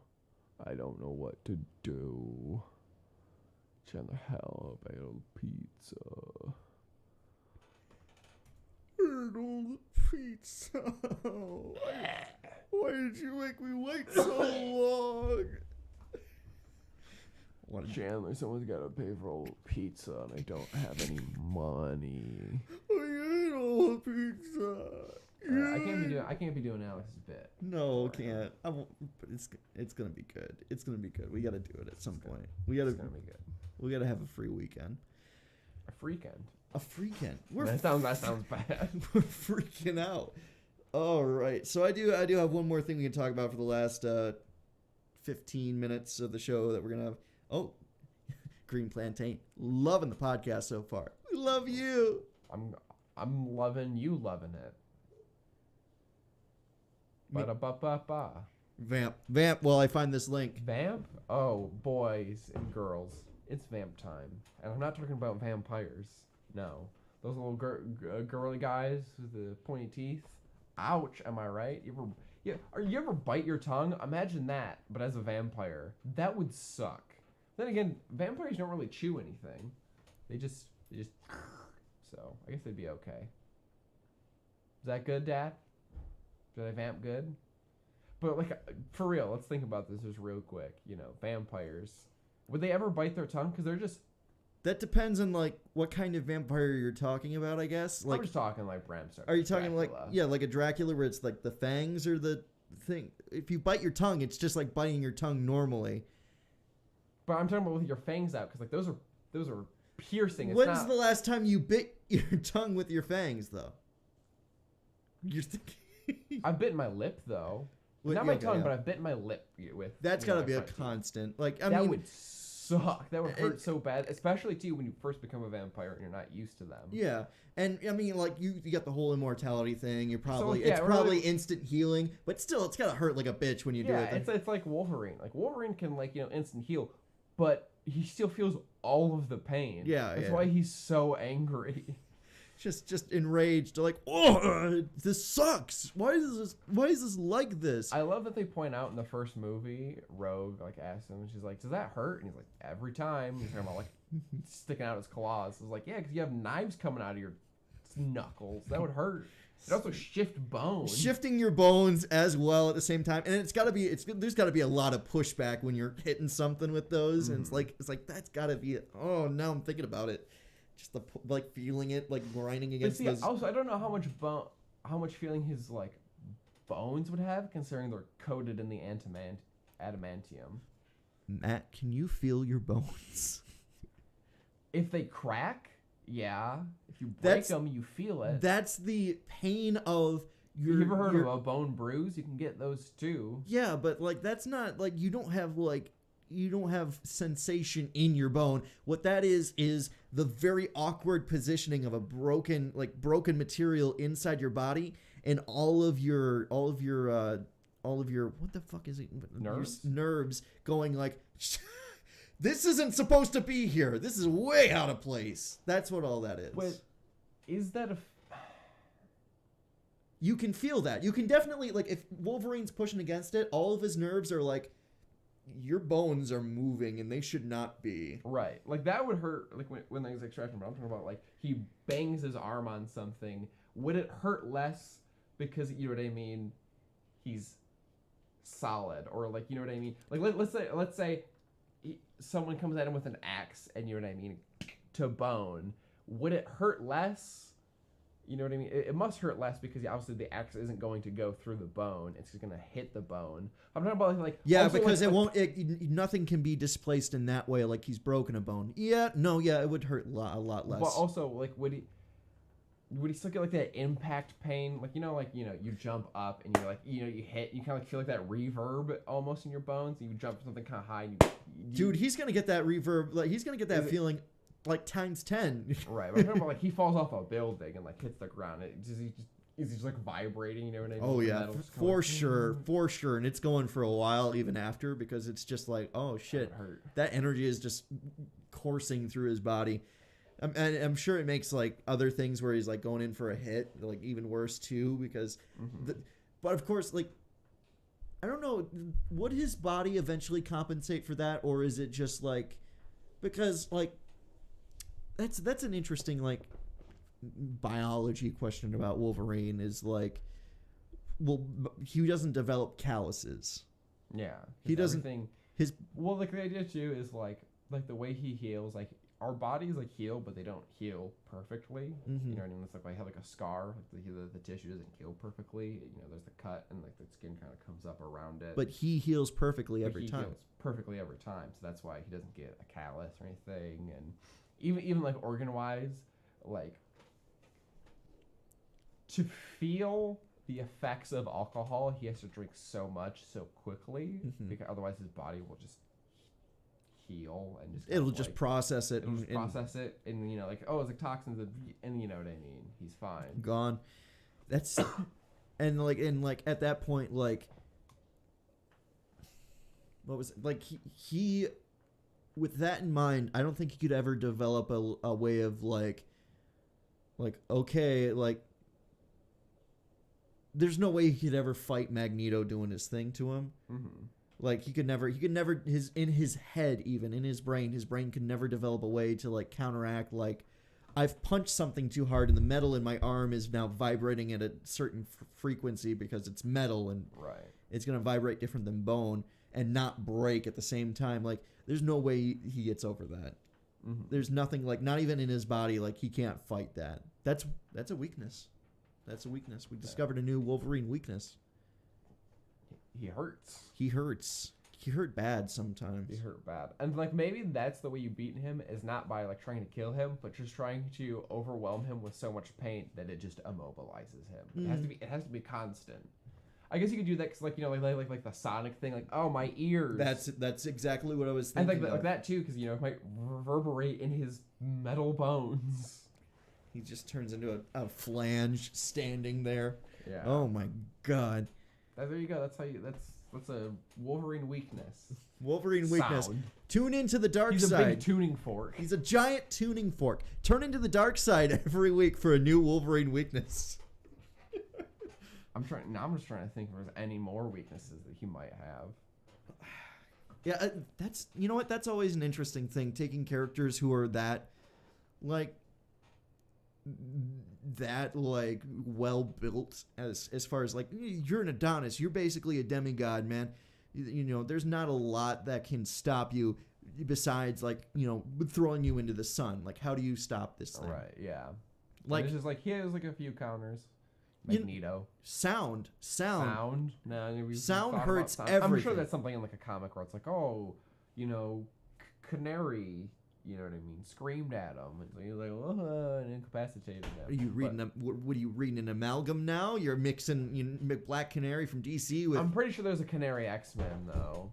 Isn't that the dude who screams in X-Men First Class? And yeah, that guy.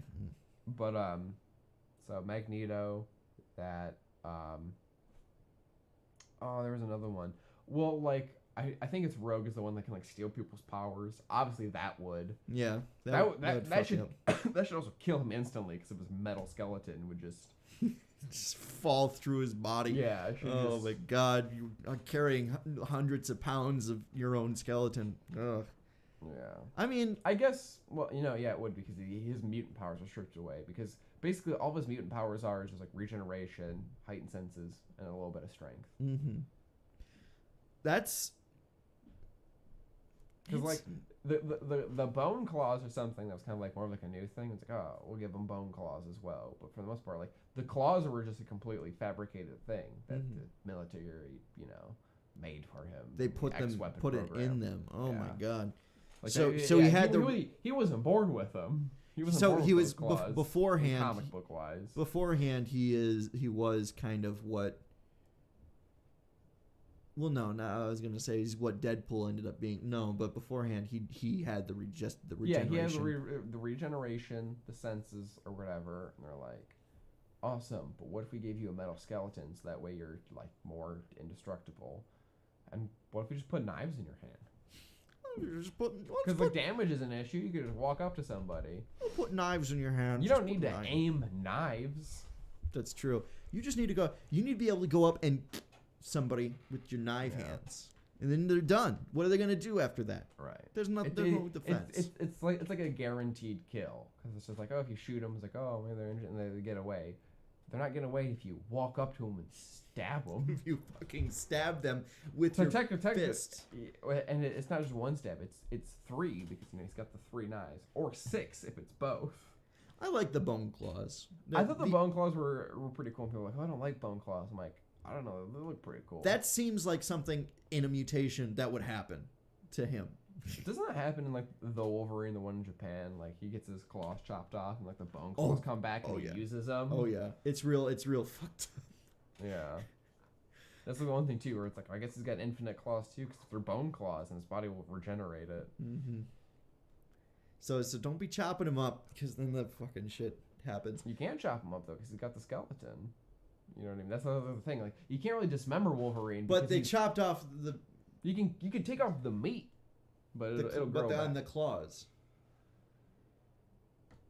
Because they chopped off his. Well, they superheated him. Yeah, they superheated him. They did chop him off, but it was through heat. Yeah. But but like in that. I'm gonna make a Wolverine stew, and I'm gonna chop him up on a table. He could end world hunger. Chunk, and then there you go. If we all just resorted to cannibalism. There you go. Like, here's your Wolverine supplement for the day. It's like, I really want to stop eating people. But then also, it's just one person. And there is, some lore, like in Logan, where it's like, he's not invincible forever. He just, obviously it degrades over time and stuff like that. When you get too old or... Right. Which... in some ways I like, in some ways I don't, because like I feel like that is his greatest weakness, is that he lives forever, and it's just like, it's hard to, you know what I mean, be a crime fighter forever. Yeah. It's just like, all of my friends are dead. And then at one point it's like, he just generates like a whole lot of apathy, because he's just like, I've lived for so long, I do not care. Everyone will die, but me. So like, I'm gonna go live in the woods. I'm going to ignore you. Please ignore me. And with that downer, we've reached the end of the Dark Side podcast for this day. And what a fantastic return to the Dark Side, might I say. How many times have we talked about Wolverine? I feel like this is like the 3rd time on the Dark Side. In the Dark Side? We've talked about Wolverine and his powers specifically. I know it's happened at least one other time. I feel like it's only happened one other time, so this is the 2nd time. I feel like it's happened twice though. If you want to, twice before this, you want to dive back into the logs, the records. Some of them exist. That's a lot of listening. That's only like 24 episodes that I've recorded. Right, but those are all hour piece. That's a day's straight. 2 hours. 2 hours. So that's 2 days. Take some time to figure it out. Maybe if we go into quarantine again because of the virus. The virus. Yeah, we'll probably end up there. I'll be spending it. We'll be spending every other day making I saw something Dark Side. like in Michigan, like social gatherings were downgraded from 500 to 50. They're like, and that at restaurants you can't have more than 6 people at a table. Mm-hmm. Fair. There was also like another one. I forget. It was like more specific, but I forget what it was. It's unfortunately. Oh, you have to give contact information if you go to a restaurant, because if they trace an outbreak to it, then you won't want to be able to contact you. That's what it was. Yep. And that's, you know what? People feel like it's impeding on your freedoms. And like, you could just not go. Yeah, you could just not go. You wouldn't have to give them your information, but it's like they're doing it not to like, oh, we want your information. They're doing it to help you. They're like, doing oh, no, it so like someone, you know what I mean, is sick at this restaurant. We want to just give you a heads up. It just makes me wonder, like, okay, you know what? Not gonna downplay COVID, but it's like what if like people are going to survive this thing, and eventually maybe we'll find a decent a decent medication so everybody gets over it eventually, and eventually maybe it dies out. But what if not like downplayed from a zombie virus? What if there's a fucking virus that's like if this person passes it to this person, they start on fire, and the next person that they give it to starts on fire, and everybody they give it to starts on fire, and eventually they burn to a pile of ash.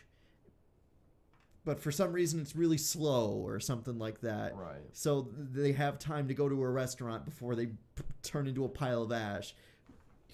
At what point do you give up your freedoms and stay home and Right. There's like, I understand where like some of like the conspiracy theorists are just like, oh, you know, they're just trying to like test, you know what I mean, our limited freedom. And I'm like, I can almost understand where you're coming from. But then when you apply logic to the situation and you just think about what they're asking you to do and what the situation is, what they're asking you to do just makes sense. It's not like, oh, you know what I mean? Like, this is dumb. Open your eyes, sheeple. It's like, no. Staying home and wearing a mask when you do go out makes sense when you think about the science of it. And it's science that the rest of the world has figured out a long time ago. Yeah. Asia's been doing this for a while. If you are sick and like can still work, you wear a mask to work. Mm-hmm. You wear a mask outside. If you don't want to get sick, you wear a mask outside. It's not a big deal. Mm-hmm. Well, wearing a mask, it definitely decreases your risk of getting stuff, but if you do have it, it just reduces you spreading it to everybody, because you're just, as I talk right now, I spew a bunch of particles that can't be seen out into the desk out in front of me. I need to watch that Slow-Mo Guys video where he had Dr. Fucci on. Yeah. Because apparently that one is a pretty good representation of just like what you're doing every time. And like when you sneeze, it's like 90 miles an hour, and it's like you're launching particles out of your... Matt's got allergies. We've all got allergies. Yeah. See, if you hear me cough and stuff like that, I know I don't have COVID. We make sure we're... I've been tested for COVID. And I didn't even get the nose swab. I got the throat swab. It's not bad. I think the throat swab is quicker. It's more uncomfortable, but it's quicker. Because I think with the nose one, they go in, they kind of like hold it for a second, maybe do it and stuff like that. Throat one's like, let me just, and then there you go. I got a crazy gag reflex though. Me too. That's what. Well, when I went, they asked me. They're like, all right. So she was like, how are you at the dentist? And I was like, how do you mean? She's like, oh, when they do like this or whatever, do you like gag? I was like, and I told them, I was like, you know when they take the x-rays of your teeth? She's like, uh-huh. And how they put those little like pads in your mouth? She's like, shaking her. I was like, yeah. Like, I need the smallest one possible. I need like the kids one because it makes me gag when it's in my mouth. And she was like, okay. And she like put on a face shield. It's like, and sure enough, I gave her like, and she's like, I'm like, I'm sorry. She's like, oh, it's okay. I knew you were gonna do that. That's why I put on the face shield. Like, no. I've done this about 3,000 times now. You're fine. Yeah. And when you watch them do it, they're like doing it super fast. She was like super nice to me, but she was like, I've been doing this thing. Like, wait for your computer to load. All right, boom, got this. When's your birthday? Blah, blah, blah. Boom, boom. Just like trying to get you out as quick as possible. Because they know and you know what? For all you job-loving Americans out there, that's a job now. She told me one fact that I didn't know before. Only river in North America that flows up north, Saginaw River. Because the Bay Release is up north. That's fascinating, actually. That's fascinating when you think about all the waterways in this area. It's amazing. Yeah. And with that, thank you for watching the Dark Side Podcast. We'll see you again next time. Maybe we can do it again next week. Maybe. We'll maybe see. Next week. We'll see. We'll see how everybody turns out. as long as we don't all die. I know Alex, I believe, will be gone from the military. That's right. He's going out to serve as a country. But I might be here. I don't know. No, if you want to pop in, we'll do some watching of things. Maybe we'll play a game. We'll do something cool. And you know what? Plantain was actually he was the one that asked me if we should take call-ins. Maybe we should take a call-in. We'll take some call-ins and see if we can get some friends to get in here, and even if it's just Green Plantain. Green Plantain, we'll talk to you. We'll bring you in. We'll talk about some shit. We'll bring you in. We're gonna give you a stern talking to. We're gonna get your fathers, and we're gonna speak to you. We're gonna have we have to have a talk with you. I've seen what you've done in Civ.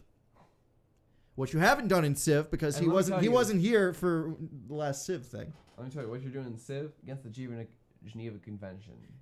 The nations will converge and deal with you accordingly. You have to give up half your land, a quarter of your earnings, and you cannot have a standing military ever again. Thank you very much. Go to your room. No, go to your room. All right. See you later, everybody. Have a beautiful night, and we'll see you again later. Goodbye. Bye-bye. Bye-bye. Bye now. Bye. Please get out of my house.